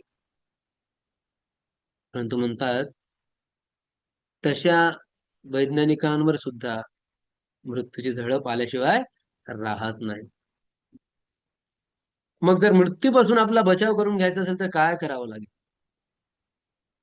हा प्रश्न आहे. तर त्या प्रश्नाचं उत्तर या ठिकाणी देत आहे. तर हा जो श्लोक आहे, या ठिकाणी हा श्लोक कुणी म्हटलेला आहे? जे शौनक आदी ऋषी आहेत, नैमिषारण्य या ठिकाणी ते जमलेले आहेत. तर त्या ठिकाणी शौनक आदी ऋषी यमराजांना उद्देशून हा श्लोक म्हणतायत. ते यमराजांना आमंत्रित करतायत की तुम्ही आमच्या भागवत कथेमध्ये या. आणि यमराज तिथे तात्पर्यामध्ये प्रबोधन होतं की यमराज हे कोण आहेत? यमराज हे महाजन आहेत, भगवंतांचे शुद्ध भक्त आहेत. तर एका शुद्ध भक्ताला जर एका भक्तांनी आमंत्रित केलं, कशासाठी? भागवत कथेकरिता, कृष्णाच्या कीर्तनाकरिता, तर यमराज सुद्धा नाही म्हणत नाही. यमराजांना सुद्धा आवडतं की कुणी मला आमंत्रण दिलंय, भागवत कथेचं कीर्तनाचं मला कुणी आमंत्रण दिलंय. आणि म्हणतात की अशा वेळी यमराज सुद्धा भागवत कथेमध्ये येऊन बसतात. जे यमराज कधी सुटीवर जात नाही ते यमराज भागवत कथेमध्ये येऊन बसतात. बघा, आणि अशा प्रकारे आपण मृत्यूच्या भयापासून मुक्त होऊ शकतो. तर हनुमानजीची इच्छा काय ती आपण बघितली, की जिथे जिथे रामकथा होईल तिथे मला जाऊन ऐकायचं. आणि आज जिथे रामकथा होणार तिथे हनुमानजी असतात अशी मान्यता आहे. आणि भागवतामध्ये सुद्धा या श्लोकामध्ये म्हटलंय की साक्षात यमराज सुद्धा भागवत कथेमध्ये येऊन बसतात. तर एवढी सगळ्या चर्चा केल्यानंतर आपण आता थोडी भगवान रामांच्या जीवनातील काही प्रसंगाची चर्चा करू. तर आपण बघतो आता हा जो प्रसंग आहे रामायणामध्ये, संपूर्ण वानर सेना आता जो रामेश्वरमचा तट आहे, ज्या ठिकाणापासून भगवंतानी सेतू बांधला होता, त्या ठिकाणी येऊन आता पोहोचलेले आहे. आणि इकडे रावण त्यांच्या सगळ्या जे मंत्री संत्री मोठमोठे राक्षस त्यांना बोलवतो आणि म्हणतो मला एक महत्वाची गोष्ट तुम्हाला सगळ्यांना विचारायची आहे. तुमच्याकडे मला सल्ला घ्यायचा आहे. तर रावणाच्या सभेमध्ये आता संपूर्ण राक्षस मोठमोठे राक्षस गण त्या ठिकाणी बसलेले आहेत. प्रत्येकाला आपल्या शक्तीचा गर्व आहे, प्रत्येकाला आपल्या केलेल्या कृत्याचा अभिमान आहे. आणि रावण आता प्रश्न विचारतो, मित्रांनो, तुम्हा सगळ्यांना कल्पना आहे की काही दिवसांपूर्वी काय घडलं लंकेमध्ये. तो एक वानर येऊन त्याने आपल्या लंकेचा एवढ्या मोठ्या प्रकारे हानी केलेली आहे. अजूनही त्या हानीतून आपण बाहेर निघालेलो नाहीये. अजूनही लंकावासियांच्या मनामध्ये त्या वानराप्रती भीतीचं वातावरण आहे. तर राम हा काही साधारण व्यक्ती नाहीये. तर आज या ठिकाणी मी आपल्या सगळ्यांना बोलू, कारण तुम्ही सगळे बुद्धिवान आहात. तुम्ही सगळे बुद्धिवान आहात आणि आज तुम्ही विचारपूर्वक मला सल्ला द्यायचा आहे. बघा, या ठिकाणी एका दृष्टीने असं दिसतंय की रावण किती चांगला राजा आहे, की सगळ्यांना त्याने सल्ला घेण्यासाठी त्याने बोलवलेलं. तर या ठिकाणी ज्यावेळी रावण अशी विचारणा करतो, तथाकथित त्याचे राक्षस मंत्री गण एक एक जण उभा राहू लागतो आणि प्रत्येक जण रावणाला खोटी आशा देण्याचा प्रयत्न करतो. तर रावणाच्या प्रशंसेचे जे वारे आहेत ते एवढे त्या सभेमध्ये वाहू लागतात की एक वेळी रावणाच्या मनामध्ये जी भीती निर्माण झाली होती की खरंच राम हे काही साधारण व्यक्ती नाहीये, ती भीती कुठल्या कुठे निघून जाते. आणि पुन्हा एकदा रावणाला असं वाटू लागतं की हो, मी पण खूप प्रतिष्ठित व्यक्ती आहे, माझा काही पराक्रम कमी नाहीये. अरे, आजपर्यंत हजारो लाखो देवी देवतांना मी माझ्या पुढे नतमस्तक केले. तर हा मनुष्य, साधारण मनुष्य काय बिघडवणार माझ? तर ही चर्चा कोणत्या दिशेला चालली हे बघून विभीषणाला राहावलं जात नाही. विभीषण सभेमध्ये उभा राहतो आणि म्हणतो की तुम्ही लोक मूर्खपणाच्या गोष्टी का करताय? तुम्हाला दिसत नाही एक वानर लंकेमध्ये येऊन त्याने संपूर्ण अशोका वाटिका उद्ध्वस्त केली. एवढंच नव्हे, रावणाचा पुत्र अक्षय याचा सुद्धा वध केला. त्याला तुम्ही बांधून घेऊन आलात इथे तुमच्या सगळ्यांसमोर, जे शेपटीला तुम्ही आग लावली, त्याने केवढा विध्वंस केला तुम्ही बघितलं नाही. आणि तरीही तुम्हाला असं वाटतं जसा तो एक वानर होता त्याप्रमाणे हजारो लाखो वानर रामाच्या सैन्यामध्ये आहेत. आणि तरी तुम्ही अशा गाफील गोष्टी करताय की नाही, आमचा पराक्रम एवढा मोठा, आम्ही इंद्रांना हरवलंय, ते सगळं ठीक आहे, परंतु आजपर्यंत तुम्ही रामांच्या बाणांचा सामना केला नाही आणि म्हणून तुम्ही हे वक्तव्य करताय. तर रावणाला हे ऐकून प्रचंड राग येतो. तिथून काही न बोलता रावण निघून जातो. तर सगळे जे मंत्री असतात ते विचार करू लागतात, अरे हे अशा प्रकारे का निघून गेले राजे. काही प्रतिक्रिया नाही दिली त्यांनी विभीषणाच्या वक्तव्यावरती. तर इकडे गेल्यानंतर रात्री रावण विचार करतो की मला आता अशा एका व्यक्तीची गरज आहे की जो मला योग्य सल्ला देऊ शकेल. आज दरबारामध्ये जे काही घडलं त्या सगळ्या प्रसंगाबद्दल तो पुन्हा एकदा विचार करतो आणि म्हणतो की आता मला एका विश्वासू व्यक्तीची गरज आहे. आणि मग त्यावेळी त्याला आठवण होते कुंभकर्णाची. कुंभकर्ण हा 6 महिने झोपणारा व्यक्ती, त्याला उठवलं जातं. अथक प्रयत्नानंतर कुंभकर्ण उठतो. उठल्या उठल्या हजारो लाखो लिटर जी मदिरा असते त्याचं प्राशन करतो, जे मांस असतं त्याचं भक्षण करतो. आणि मग दुसऱ्या दिवशी सभेमध्ये एक विशेष दरवाजा असतो, त्या दरवाजातून कुंभकर्णाचा प्रवेश त्या ठिकाणी होतो. कुंभकर्णाला बसण्यासाठी एक विशेष सिंहासन त्या ठिकाणी बनवलं असतं. आणि मग त्या ठिकाणी कुंभकर्ण बसतो. आणि मग पुन्हा एकदा रावण कुंभकर्णाला सांगतो, कशा प्रकारे ही परिस्थिती निर्माण झाली आहे आणि आता तुझ्याकडनं मला सल्ला हवाय.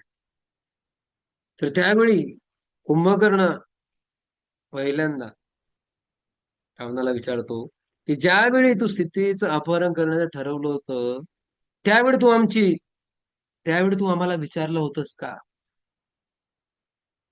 आणि आज परिस्थिती ज्यावेळी विचित्र झालेली आहे त्यावेळी तू आमचा सल्ला विचारतोयस, तर हे चुकीचं आहे. तर रावणाची कठोर शब्दामध्ये तो निंदा करतो की ज्यावेळी तुला अपहरण करण्याची इच्छा झाली त्यावेळी तू पहिला आम्हाला विचारायला हवं, परंतु तेव्हा तू आम्हाला विचारलं नाही आणि आज परिस्थिती बाहेर चालली हाताच्या म्हणून तू आम्हाला विचारतोयस. परंतु लगेच कुंभकर्णाच्या बोलण्यामध्ये बदल होतो. कुंभकर्ण म्हणू लागतो, ते सगळं ठीक आहे, परंतु तू माझा भाऊ आहेस, म्हणून तू जे काही केलंयस त्याला मी सपोर्ट करणार. रामाविरुद्ध लढण्यासाठी मी तुला मदत करणार. माझ्या एका माझ्यासाठी राम आणि त्याची संपूर्ण सेना याचा नायनाट करणं काही मोठी गोष्ट नाहीये. एका क्षणामध्ये मी सगळ्यांना नष्ट करेल आणि तुला विजयी बनवेल. तर आपले आचार्य सांगतात की याला म्हणतात आसक्ती. कुंभकर्णाला चांगल्या रीतीने माहिती आहे की खरी गोष्ट काय आणि वाईट गोष्ट काय, धर्म काय आणि अधर्म काय. परंतु रावणापोटी असलेल्या आसक्तीमुळे तो अधर्माचं आचरण करण्यासाठी देखील तयार आहे. तर इकडे विभीषण पुन्हा सकाळी या प्रसंगा अगोदरच कुंभकर्ण सभेत येण्या अगोदरच पुन्हा एकदा रावणाकडे जातो आणि म्हणतो की "हम्म, तुम्ही कधी असा विचार करू नका की मी तुमचा द्वेष करतो." कारण रावणाचं म्हणणं असतं की तुला माझा गुणगौरव सहन होत नाहीये आणि म्हणून तू अशा प्रकारे भित्र्या लोकांसारख्या गोष्टी करतोस. आणि म्हणतो जर तू माझा भाऊ नसतास तर आज तू जिवंत राहिला नसतास. आणि आजचा कुंभकर्णाचं वक्तव्य झाल्यानंतर पुन्हा एकदा विभीषण त्यांना समजवण्याचा प्रयत्न करतो. आणि त्यावेळी मात्र सर्वांच्या समोर रावण जाऊन विभूषणाच्या छातीवरती लाथ मारतो. म्हणतो, चालता हो, केवळ माझा भाऊ असल्यामुळे तुला मी जिवंत सोडतो. आणि विभीषण ठरवतात की ठीक आहे. आणि कुठे जातात तीराच्या पलीकडे, समुद्राच्या पलीकडे ज्या ठिकाणी संपूर्ण वानर सेनेने आपला तळ ठोकलेला आहे, प्रभू रामचंद्र त्या ठिकाणी आहेत. तिथे जाऊन पोहोचतात. बघा, एका क्षणामध्ये सगळं काही सोडावं लागतं विभीषणांना आणि त्यांच्या 4 प्रमुख साथीदारांसोबत विभीषण त्या ठिकाणी जाऊन पोहोचतात. तिथे गेल्यानंतर ज्यावेळी सुग्रीव बघतो आणि सुग्रीवाला विभीषण सांगतात की मी रामांची शरण घेण्यासाठी आलो आणि माझं नाव विभीषण आहे, मी रावणाचा भाऊ आहे. विभीषण आपली ओळख लपवत नाहीये, सरळ सरळ सांगतात की मी रावणाचा भाऊ आहे आणि मी रामांना शरण जाण्यासाठी या ठिकाणी आलो. तर सुग्रीव जातात, रामांना सांगतात की अशा प्रकारे हे व्यक्ती आलेले आहेत आणि सांगतायत की मी रामांची शरण घेण्यासाठी या ठिकाणी आलो. तर या ठिकाणी एक मजेशीर घटना घडते. आता आपण बघितलं थोड्या वेळापूर्वी कशा प्रकारे रावण हा सुद्धा सल्ला घ्यायचा, परंतु रावणाला सल्ला देणारे व्यक्ती कसे होते? ते नेहमी असा सल्ला द्यायचे जो रावणाला ऐकावासा वाटेल. ते असा सल्ला द्यायचे ज्यामध्ये रावणाची प्रशंसा भरलेली आहे. आणि विभीषण म्हणायचे की हे जे सगळे तुझे मंत्री आहेत, हे खरे तर तुझे मूळ शत्रू आहेत. तर व्यक्ती अशा प्रकारच्या सल्लागारांनी पेडलेला असेल तर त्याचा विनाश हा अटळ आहे. तर इथे रामचंद्र सुद्धा वानरांना म्हणतायत की माझी सगळ्यांना तुम्हाला विनंती आहे की तुम्ही तुम्ही सुद्धा सांगा की तुमचं काय मत आहे. तर रामांनी प्रश्न विचारला, मी ह्या आलेल्या विभीषणाला संरक्षण देऊ शकतो का, आश्रय देऊ शकतो का, हा रामांचा प्रश्न आहे. त्या प्रश्नाला ऐकून सगळे जे वानर सैनिक आहेत, जे वानर प्रमुख आहेत, प्रत्येक जण बोलू लागतो. प्रत्येकाला हे सुद्धा अभिमान आहे की बघा राम किती महान आहेत, त्यांना आपल्याला विचारण्याची कसलीही आवश्यकता नाहीये, परंतु तरी सुद्धा आपलं मत जाणून घेण्याची एक संधी ते आपल्याला देत आहेत आणि सगळ्यांना म्हणतायत की बिनधास्तपणे तुमचं जे काही मत असेल ते इथे तुम्ही मांडू शकता. आणि मग प्रत्येक जे वानर वगैरे आहेत ते बोलायला सुरुवात करतात. एक म्हणतात की मला असं वाटतं की आपण या व्यक्तीवरती थोडी निगराणी ठेवायला पाहिजे, त्याचं वागणं, त्याचं बोलणं कशा प्रकारे त्यावरती आपण लक्ष ठेवायला पाहिजे. एक म्हणतो नाही नाही, त्याचा सगळ्यात मोठा दोष आहे की हा रावणाचा भाऊ आहे, त्यामुळे आपण याला घेऊच शकत नाही. अरे जो आपल्या स्वतःच्या भावाला झाला नाही तो आपल्याला कसा होणार? एक वानरवीर म्हणतात की जे काही असू दे, परंतु आपण याचा स्वीकार करू शकत नाही. तर सुग्रीवाची सुद्धा अशी दृष्टी असते. तर सगळ्यांची मतं ऐकून झाल्यानंतर भगवंत रामा हनुमंतांना विचारतात तुझं काय मत आहे? तर त्यावेळी हनुमानजी म्हणतात की भगवंत तुम्ही माझं काय मत विचारताय? आमच्यापैकी सगळ्यात सक्षम निर्णय घेण्याची बुद्धी जी आहे ती तुमच्यामध्ये आहे आणि तरी सुद्धा तुम्ही आमचं मत मागताय. आणि मी तरी शेवटी हनुमंत म्हणतात की ज्यावेळी मी लंकेला गेला होतो दूत म्हणून, ज्यावेळी रावणाने मला मारण्याचा प्रयत्न केला, हा एकच व्यक्ती होता जो सभेमध्ये उठून त्याने रावणाला सांगितलं की एक दूत असल्या नात्याने तुम्ही त्याला मारू शकत नाही जीवान, तुम्ही त्याला दंड देऊ शकता. अशा प्रकारे त्याने माझा बचाव केला. आणि हनुमानजी हे एवढे विद्वान आहेत, आपण म्हणतो ना अष्टसिद्धी नवनिधी के दाता. तर हनुमानजीकडे बुद्धी, शक्ती सर्व काही आहे. त्यांना एखाद्या व्यक्तीचं मुख आकलन करण्याची सुद्धा त्यांच्याकडे कला आहे. एखाद्या व्यक्तीचे हावभाव बघूनच हनुमानजी सांगू शकतात की हा व्यक्ती कोणत्या भावाने या ठिकाणी आलेला आहे. आणि म्हणतात की मला असं वाटतं की आपण यांचा स्वीकार करायला पाहिजे. तर सगळ्यांचं मत ऐकून घेतल्यानंतर रामचंद्र म्हणतात की मला असं वाटतं तुम्ही लोकांनी माझा प्रश्न व्यवस्थित ऐकला नाही. मग प्रश्न काय केला होता की याला मी आश्रय देऊ शकतो का? तर या प्रश्नाचं उत्तर दोन हे असायला हवं होतं. एक म्हणजे हो.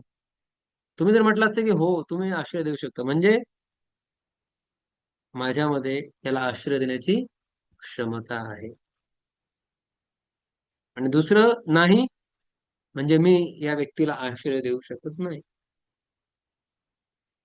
तर मला उत्तर हवं होतं हो, किंवा नाही, अशा प्रकारे. पण तुम्ही ते दिलंच नाही. तुम्ही ते आपापलं तर्क सांगतायत की म्हणून आपण याला घ्यायला नाही पाहिजे, म्हणून आपण त्याला घ्यायला नाही पाहिजे, ह्या कारणामुळे त्या आणि मग शेवटी राम म्हणतात, तुम्ही म्हणतायत की हा आपल्या सैन्याची हानी करू शकतो. म्हणतात की संपूर्ण राक्षस समाज जरी आला, मोठमोठे देवी देवता जरी आले, तरी सुद्धा केवळ माझ्या पायाच्या अंगठ्याने मी सगळ्यांना नतमस्तक करू शकतो. आणि मग त्यावेळी भगवंत आपलं प्रसिद्ध वचन बोलतात, सक्रदेव प्रपन्न तवास्मेति याचते अभयम सर्वदा तस्मै ददामी एतत् व्रतम मम. म्हणतात की एखाद्या व्यक्तीने केवळ एकदा जरी प्रामाणिकपणे माझ्या समोर येऊन म्हटलं की हे भगवंता, मी तुमचा आहे, बस झालं. मी त्या व्यक्तीला सदैव अभय प्रदान करेल. हे माझं व्रत आहे. ददामी एतत् व्रतम मम. हे माझं व्रत आहे. तर भगवंतानी अशा प्रकारे आश्वासन प्रदान केलं, अभय प्रदान केलं विभीषणाला. आणि वाल्मिक मुनी खूप सुंदर म्हणतात, ज्यावेळी विभीषणाने आपली सगळी संपत्ती, मूल, पद, सगळे फॉलोवर यांचा त्याग केला आणि ज्यावेळी तो रामांना भेटायला निघाला, वाल्मिक मुनी त्यांचं वर्णन करतात, श्रीमान विभीषण. तर श्री म्हणजे काय? लक्ष्मी देवीचं त्याच्याकडे वेगवेगळे ऐश्वर्य आहेत. पण विभीषण तर सगळ्या ऐश्वर्यांचा त्याग करून रामांकडे निघाले होते खाली हात. पण तरी सुद्धा त्यांना काय म्हणतायत? श्री, श्रीमान असा उल्लेख करतायत त्यांच्यासाठी. म्हणजे लवकरच काय होतील?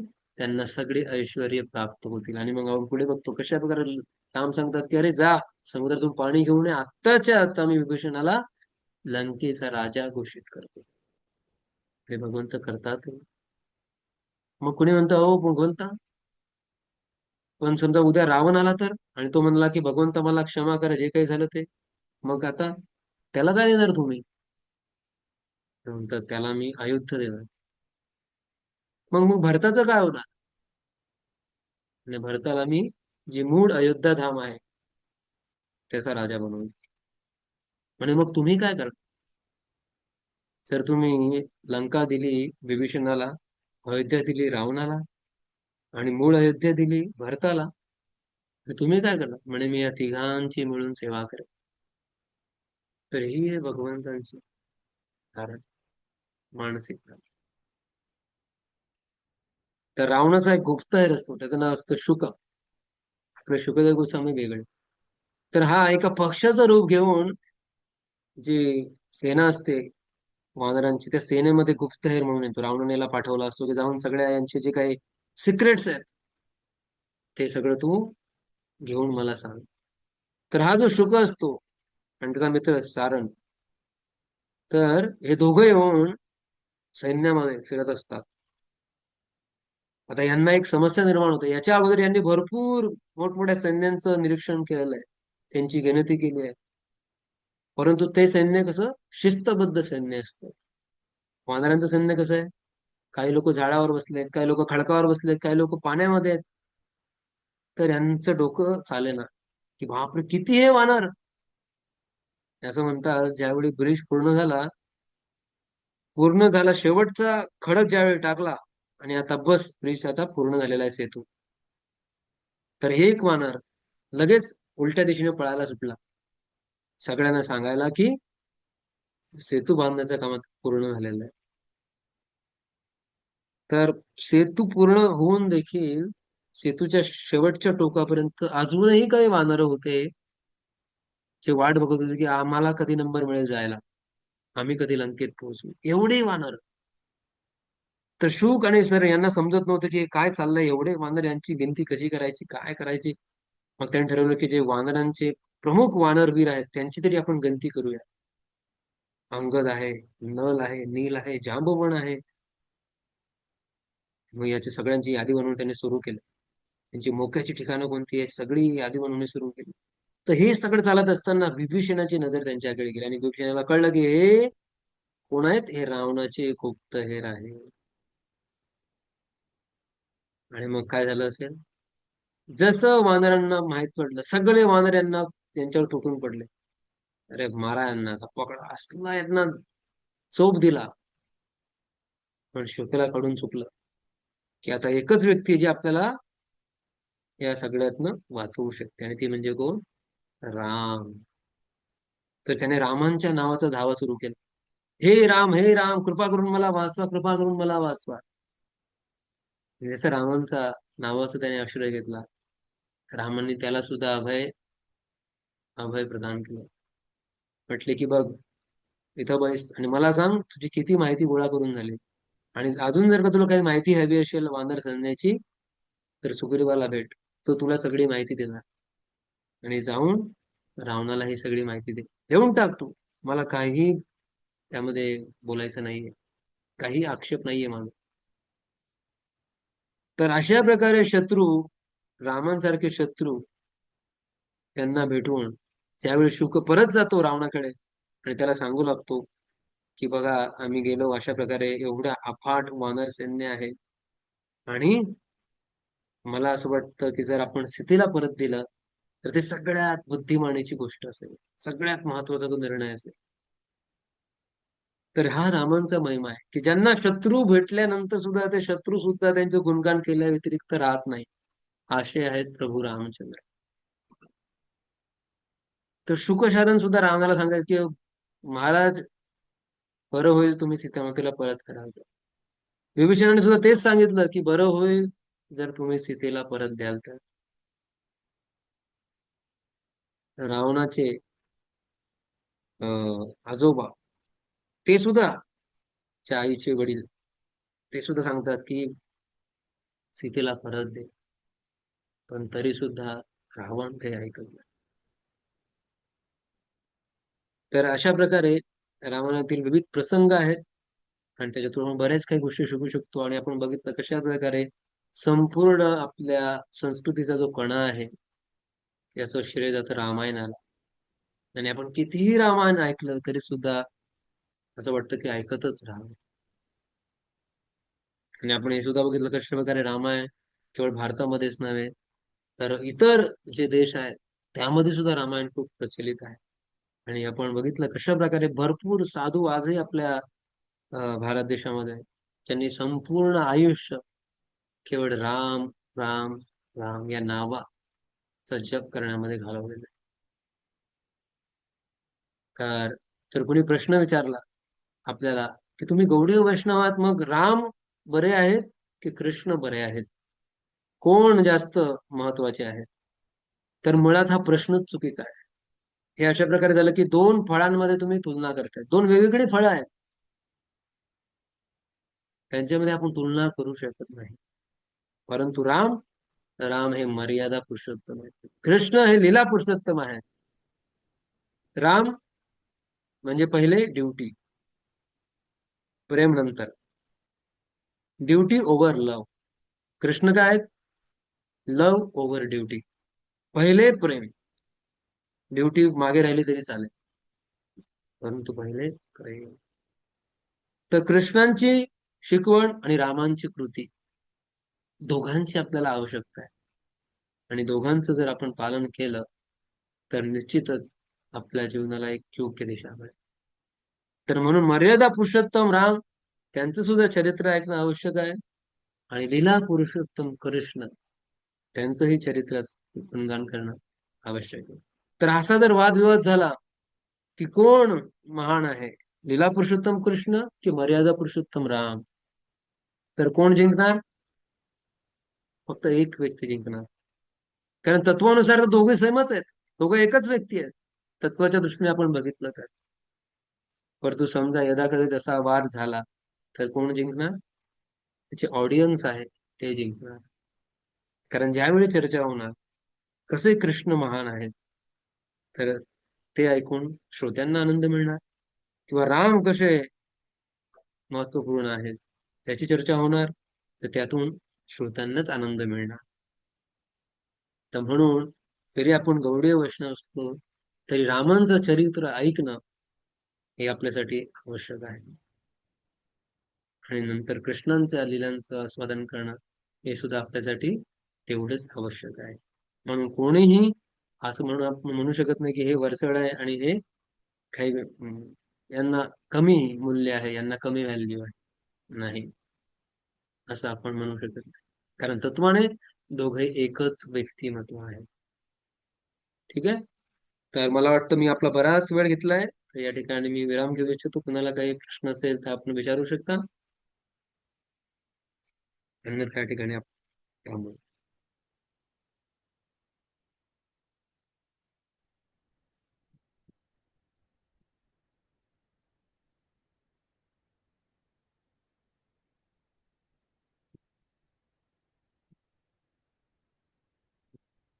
हरे कृष्ण.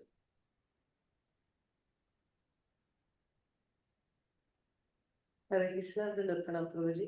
खूप सुंदर रीतीने तुम्ही रामायणाबद्दल सांगितलं. विशेषतः शेवटी जे तुम्ही सांगितलं की तत्वानुसार दोन्ही कसे एक आहेत आणि हा प्रश्न कसा चुकीचा आहे, अनेकांच्या मनामध्ये तो प्रश्न येत असतो. ते खूप सारं रूपात तुम्ही सांगितलं आणि हे पण खूप छान सांगितलं की एक श्लोकी रामायण, ज्याच्यामध्ये सगळं सामावलेलं आहे, पूर्ण रामायण. मला एक प्रश्न होता प्रभूजी, की तुम्ही जे वर्णन केलं की सीतेसाठी मायामुर्गाचे जे मायामुर्ग, तर एका साधकाच्या जीवनामध्ये हे मायामुर्ग म्हणजे कोणते आहेत आणि त्याच्यापासून आपण कसा स्वतःचा बचाव केला पाहिजे? हरे कृष्णा. तर मातांचा प्रश्न आहे की साधक जीवनामध्ये माया मृग हे काय आहे आणि त्याच्यापासून आपण आपला बचाव कसा केला पाहिजे.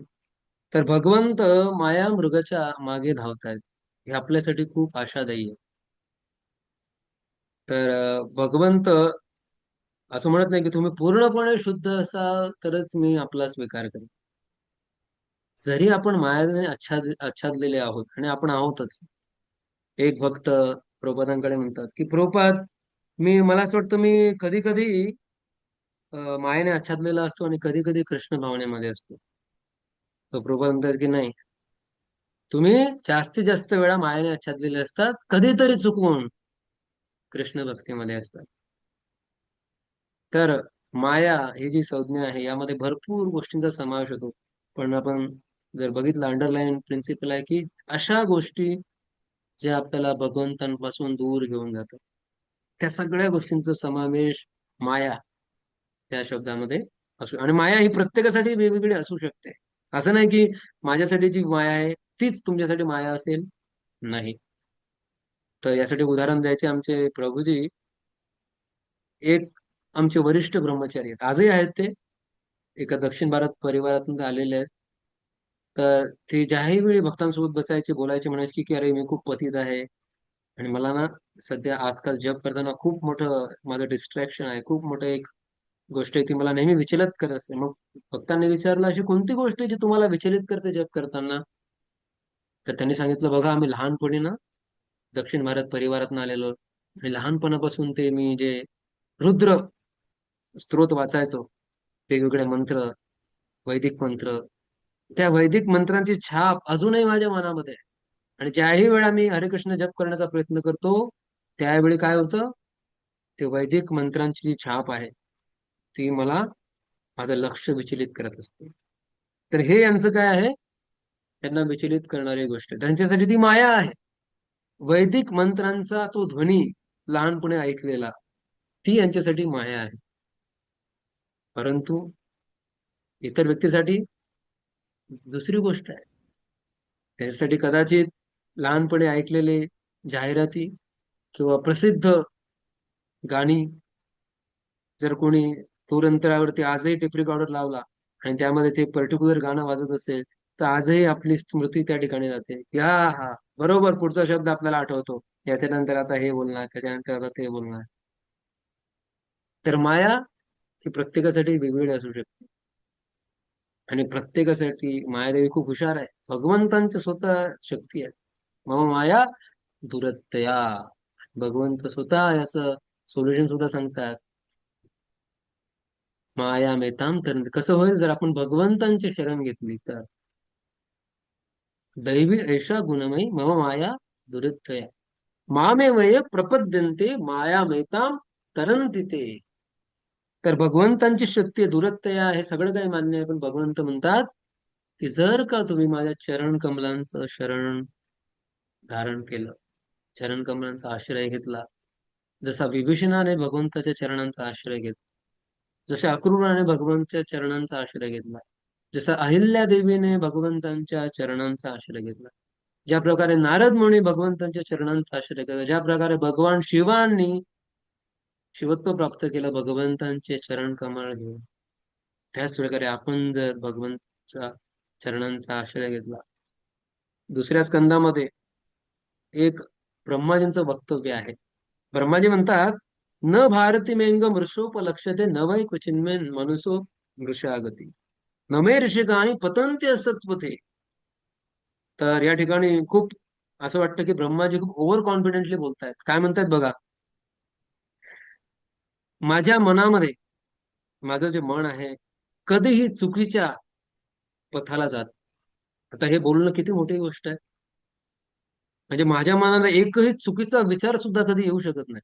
कोण म्हणतायत? ब्रह्माजी म्हणतायत. न भारती मे अंगे मृषोपलक्षित न वै कुचिन्मे मनुसो. माझं मन कधी असत पथाला जाणार नाही. मी जे काही बोलतो ते नेहमी सत्य होणार. बापरे, काय बोलतायत, किती असं वाटतं ओव्हर कॉन्फिडन्स बोलताय. परंतु हे सगळं का म्हणतायत, कशाच्या जोरावर म्हणतात माहितीये? यन्मे हृदय उत्कंठतो ऋतो हरी. म्हणतात, माझ्या हृदयामध्ये भगवंत चरणांना मी असं घट्ट पकडून ठेवलंय. आणि त्यामुळेच पहिले जे 3 वाक्य बोलतायत त्याला काही अर्थ राहतो, की मी जे बोलतो ते नेहमी सत्य होणार. माझं मन चुकूनही असत गोष्टीमध्ये जाणार नाही, चुकीच्या गोष्टीकडे. माझी वाणी कधी असत बोलणार नाही. परंतु हे सगळं कशामुळे शक्य आहे?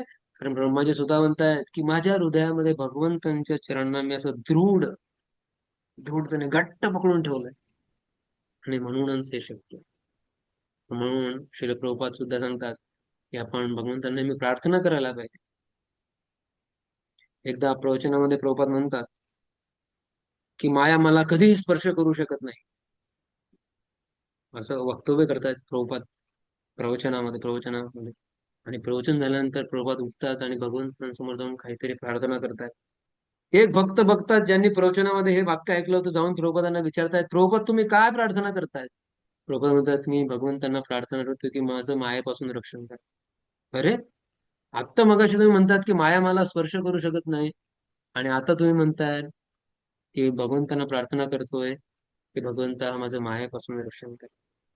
तर प्रभुपाद म्हणतात, हो बरोबर आहे, माया मला कधीही स्पर्श करू शकत नाही, कारण मी नेहमी भगवंतांना प्रार्थना करतो की हे भगवंता, मला तुमच्या मायाशक्तीपासून संरक्षण प्रदान कर.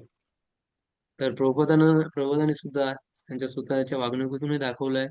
आणि जेवढेही भगवंतांचे महान भक्त झालेत त्यांनी सुद्धा त्यांच्या प्रार्थनेतून हे दाखवलंय की कशा प्रकारे आपण भगवंतांचे चरणांचा आश्रय घेतला तर निश्चितच भगवंतांची जी मायाशक्ती आहे, कारण मालक कोण आहेत? भगवंतच आहेत ना. तर जय सचिनंदन महाराज त्यांच्या जीवनातील एक प्रसंग सांगतात. परमपूज्य जय सचिनंदन महाराज खूप वरिष्ठ भक्त आहेत, प्रभुपादांचे शिष्य आहेत. तर ते तरुण असताना ते न्यूजपेपर टाकायचं काम करायचे वेगवेगळ्या ठिकाणी. आणि विदेशामध्ये आजही बऱ्याच ठिकाणी बऱ्याच घरांमध्ये डॉग असतात, आणि हे जर्मनीचे होते. तर जर्मनीचा एक विशेष कुत्रा आहे, जर्मन शेफर्ड त्याला म्हणतात. असा आकराळ विकराळ उंच कुत्रा असतो तो, जर्मन शेफर्ड. तर एका घरी गेले, तर त्या ठिकाणी त्यांनी बघितलं की हा जर्मन शेफर्ड नावाचा कुत्रा आहे. तर जसं त्याने बघितलं की हा न्यूजपेपर टाकणारा व्यक्ती आलेला आहे, म्हणजे महाराज स्वतः, त्यावेळी ते महाराज नव्हते, तर जसं त्याने बघितलं, तो जर्मन शेफर्ड यांच्या मागे लागला, जणू काही आता जाऊन यांचा लचकाच तोंड. तर महाराजांनी काय केलं, महाराजांना माहिती आता कुठे पळायला पाहिजे, तर महाराजांनी जे ओनर होते, पूर्ण घराचे मालक, त्यांच्याकडे पळायला सुरुवात केली. आणि ते जे ओनर होते त्यांच्याही लक्षात आलं की अरे बापरे, हा कुत्रा आपला याच्या मागे लागलाय. आणि लवकरच हा याचा लचका तोडणार आहे. आणि लगेच त्या मालकाने आवाज दिला. जसं त्या मालकाने आवाज दिला, तो जर्मन शेफर्ड नावाचा कुत्रा, अकराळ विक्राळ दिसणारा, एका क्षणामध्ये गरीब गायीसारखा शेपटी हलवत त्या ठिकाणी उभा राहिला. तर महाराज या कथेचा उल्लेख करतात, या प्रसंगाचा उल्लेख म्हणतात की ज्या क्षणी त्या मालकाने सांगितलं गप, तो एवढा अकराळ विक्राळ कुत्रा लगेच गप्प बसला. तर तशीच परिस्थिती मायादेवी. मायादेवी भगवंतांचे सेवक आहे. जर भगवंताने आदेश दिला, जर मालकाने आदेश दिला, तर सेवकाला ते ऐकणं भाग आहे. तर म्हणून आपण मालकांकडे, जे कृष्ण आहेत, त्यांचा धावा केला पाहिजे, त्यांची प्रार्थना केली पाहिजे. आणि भगवंताने जर का आदेश दिला, तर मग शक्य आहे की आपण मायादेवीशी जिंकू शकू. तोपर्यंत आपल्यासाठी संभव नाही, कारण कुठे मायाशक्ती आणि कुठे आपण. पण भगवंताच्या चरणांचा आश्रय घेऊन आणि शिल प्रबंध सांगितलंय, आपण प्रार्थना करायला पाहिजे भगवंतांना. असं जर का आपण केलं तर निश्चितच आपण मायेपासून स्वतःला वाचवू शकतो. हरे कृष्णा. हरे कृष्णा प्रभूजी, विचारू शकतो प्रश्न? यस प्रभू.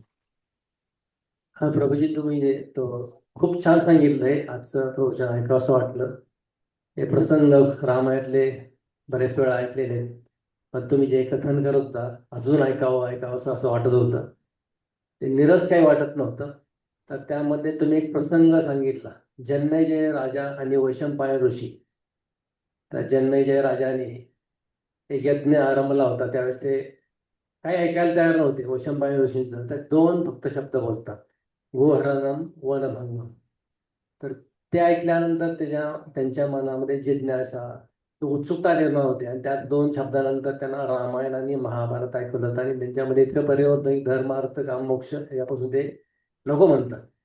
तर प्रश्न असा आहे की आपण हरे कृष्ण महामंत्राचा जप करतो, त्यामध्ये हरे कृष्ण आणि राम हे तीन शब्द आपण वारंवार इतक्या इतक्या वेळा ऐकतो. पण जन्मेजय राजांनी फक्त एकदा ते ऐकलं. पण आपण दररोज हे मंत्र म्हणतो, तर त्याबद्दल आपल्याला इतकी जिज्ञासा, आश्रय किंवा उत्सुकता का निर्माण होत नाही?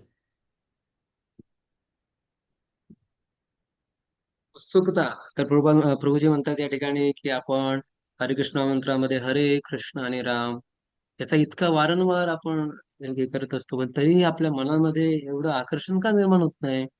किंवा जन्मेजय राजाचं आपण बघितलं की लगेच त्यांच्या मनामध्ये परिवर्तन झालं, आपल्या मनामध्ये का होत नाही? तर चैतन्य महाप्रभू यांनी आपल्याला, जे आपलं मूळ कारण काय आहे, आपण सगळे एका आजाराने बाधित आहोत, आणि तो आजार आहे अविद्या. आणि चैतन्य महाप्रभू उदाहरण देतात, जसं कावीळ झालेला व्यक्ती असतो ना, त्याला उसाचा रस तो सुद्धा कळू लागतो. तर आपल्या सगळ्यांची परिस्थिती अगदी त्याप्रमाणे आहे. जरी शास्त्रामध्ये वारंवार उल्लेख आहे की हरिनाम हे खूप गोड आहे, अमृताहूनही नाव गोड आहे भगवंतांचं, असं म्हटलंय शास्त्रामध्ये, कित्येक साधू संतांनी म्हटलंय. परंतु आपली परिस्थिती अशी नाही आहे. का? कारण आपण त्या कावीळाने ग्रसित आहोत. आणि त्यामुळे काय होतं, जे हरिनाम, जे गोड आहे, अमृताहूनही गोड असं ज्याला म्हटलंय, ते आपल्याला कळू लागतंय. परंतु जर कावीळ बरा करायचा असेल, जरी उसाचा रस मला कळू लागत असेल, तरी त्याच्यावरती उपाय काय आहे? तो उसाचा रस पीत राहणे, पीत राहणे. आणि मग हळूहळू काय होईल, ती आपली जी चव आहे ती परत येईल. आणि तो उसाचा रस जो अतिशय गोड असतो, तो आपल्याला गोड लागायला सुरुवात होईल. तर म्हणून हा आपला प्रवास आहे. आपण सध्या आजारी व्यक्तीप्रमाणे आपली परिस्थिती आहे, परंतु उपाय काय आहे? हरिनाम घेत राहावं. हरिनाम हेच उपाय आहे. तर आपण जेवढं शक्य असेल तेवढं हरिनाम घेत राहू. आणि एक दिवस असा येईल की आपल्याला जे हरिनाम खरंच जे अमृतासारखं गोड आहे, ती गोडी आपल्याला चाखता येईल. आणि आपल्याला विश्वास असला पाहिजे की जर अख्ख्या सगळ्या साधू संतांनी म्हटलंय, नाम नामकारी बहुधा निज सर्व शक्ती. संपूर्ण शक्ती भगवंताने त्यांच्या हरिनामात दिली आहे. कित्येक असे श्लोक आहेत. नाम चिंतामणी कृष्ण चैतन्य रस विग्रह पूर्ण शुद्ध नित्यमुक्त अभिन्नत्व नाम. भगवंतानी भगवंत नावे अभिन्न आहे. तर आपण आपल्या आचार्यांना शास्त्रांमध्ये जे श्लोक आहेत त्यावरती आपली श्रद्धा असली पाहिजे, की जर एवढ्या साधू संतांनी म्हटलेलं आहे, श्रीमद भागवतांनी म्हटलेलं आहे, तर निश्चितच हरिनाम हे गोड आहे. मला त्याचा अनुभव नसेल, कारण मी आजारी व्यक्ती आहे. दुर्गाचं काय औषध आहे? हरिनाम. ऐनेची औषधी माया नशिबार लागे. हरिनाम महामंत्र एकच आपल्याला उत्तर सांगितलं. तर म्हणून आपण हताश न होता, निराश न होता, जे औषध आहे, औषध हे एकदम 100% गॅरंटी आहे. त्याच्यावरती काही प्रश्नचिन्ह आपण निर्माण करू शकत नाही. हा, जर ते औषध आपण व्यवस्थित घेत नसू, तर मग ती आपली चूक आहे. औषध घेण्याची पद्धती जी आहे, त्या पद्धतीमध्ये जर आपण कुठे गडबड करत असू, जर आपण अटेंटिव्हली बघणं, चांगल्या मनस्थितीने म्हणा किंवा स्पष्ट उच्चार न करता कुठेतरी हरिनाम घेण्यामध्ये गडबड करत असू, औषध घेण्यामध्ये जर गडबड करत असू, तर मात्र मग आपल्याला त्या औषधाचा फायदा होणार नाही. आणि आपले वैद्य कोण आहे? चैतन्य वैद्य, ज्यांनी आपल्याला सांगितलं हरिनाम कसं घ्यायचं. त्यासाठी त्यांनी संपूर्ण शिष्टाष्टकम दिलेलं आहे. चैतन्य महाप्रभूंनी संपूर्ण जीवनामध्ये फक्त हे 8 चैतन्य शिष्टाष्टकम, हे 8 जे काव्य आहेत, 8 परिच्छेद आपल्याला दिले आहेत. आणि यामध्ये त्यांनी विस्तृतपणे वर्णन करून सांगितलं की आपला प्रॉब्लेम काय आहे, आपली समस्या काय, त्याचा उपाय काय आहे, आणि औषध घेण्याची पद्धती काय, ते सुद्धा आपल्याला दिली. दशनाम अपराध सुद्धा आपल्याला सांगितले. तर अशा प्रकारे जर आपण औषध घेतलं वैद्यांनी सांगितलेल्या योग्य पद्धतीनुसार, तर निश्चितच आपला आजार बरा होईल आणि हरिनाम जे आता आपल्याला कळू लागते ते गोड लागायला सुरुवात होईल. हरे कृष्ण. थँक्यू प्रभू.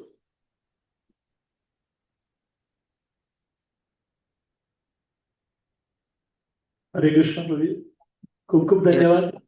तुम्ही रामायणातील अनेक प्रसंग याच्यामध्ये वर्णन केले. त्याचबरोबर पंचम पुरुषार्थ कसा महत्वाचा आहे, म्हणजे या 4 पुरुषार्थाच्या पलीकडे जाऊन आपण भगवंताची प्राप्ती करणं हा मनुष्य जन्माचा जो काही महत्वाचा उद्देश आहे, तर त्याच्याबद्दल सांगितलं. त्यानंतर महाभारतामध्ये श्रीकृष्ण आणि सुदामा यांची भेट, त्याच्याबद्दल वर्णन केलं. रामायणातले विविध प्रसंग झाले. त्याच्यानंतर वनम गत्वा जो आहे त्याच्यामध्ये कसे प्रभू रामचंद्रांना उद्या राज्याभिषेक व्हायचा आहे आणि दुसऱ्या दिवशी त्यांना 14 वर्ष वनवासाचा आदेश मिळतो. त्यानंतर श्रीकृष्ण सुद्धा ह्या सगळ्या जन्मानंतर त्यांचं ऐश्वर्याचा त्याग करतात आणि वृंदावनात जातात. चैतन्य महाप्रभूंचं सुद्धा त्याने तुम्ही तशाच प्रकारे एका शब्दावरून खूप सुंदर वर्णन केलं. आणि रामायणातील अनेक प्रसंग अगदी आमच्या सगळ्यांच्या समोर जिवंत केले. आपण प्रभूजींचे आपल्या पारंपरिक पद्धतीने 3 वेळेस हरिबोल करून आभार व्यक्त करूया. हरी बोल, हरी बोल, हरी बोल. हरे कृष्णा. आपल्या सगळ्यांचे खूप खूप आभार की आपल्यामुळे मी काही असा मोठा अभ्यासक नाही रामायणाचा, पण या प्रसंगामुळे क्लास द्यायचा आहे, त्यामुळे मी सुद्धा आपल्या काही वरिष्ठ भक्तांनी जे काही वक्तव्य दिले रामायणावरती ते ऐकण्याचा मी प्रयत्न केला आणि त्यातीलच मी आपल्या समोर प्रस्तुत केलेलं आहे. त्यामध्ये माझं स्वतःचं काहीही साक्षात्कार नाहीये. धन्यवाद. हरे कृष्ण. नंतर श्रीमद भागवतम की जय. श्रील प्रभुपाद की जय. जय हरे कृष्ण. 2 अनाउन्समेंट्स आहेत, त्यानंतर महापुरुष गोविंद प्रेयर्स घेऊया. पहिलं आहे, प्रभूजी लोक ज्यावेळेस जातील आता इथे थोडं पाणी साठलेलं आहे, तर त्याकरता आपल्याला थोडे पेविंग ब्लॉक्स टाकायचे रथाच्या बाजूने, तिकडे माताजी लोकांना आणि सिनियर सिटीजनला जाण्यासाठी थोडी मदत होईल म्हणून. तर प्रत्येकाने फक्त 2-2च घ्यायचे पेविंग ब्लॉक लालवाले, तर ते घेऊन तिकडनं एक रस्ता करायचा आहे, जेणेकरून पाणी साठलं तरी सर्वांना जाता येईल. आणि प्रसाद घेतल्यानंतर थोडीशी सेवा आहे कुमुदांमध्ये, अर्धा तास जर कोणाला शक्य असेल तर तुम्ही ती करू शकता. आपण तिकडे मागच्या बाजूला स्टोअर बनवणार, तिथे मुरुम टाकायचं आहे, थोड्या फरशाकडून त्या बाजूला करायचं, तेवढंच आहे. तर तुम्ही प्रसाद घेतल्यानंतर एक अर्धा तास ती सेवा करू शकता. हरे कृष्ण. महाप्रसाद त्यानंतर प्रसाद.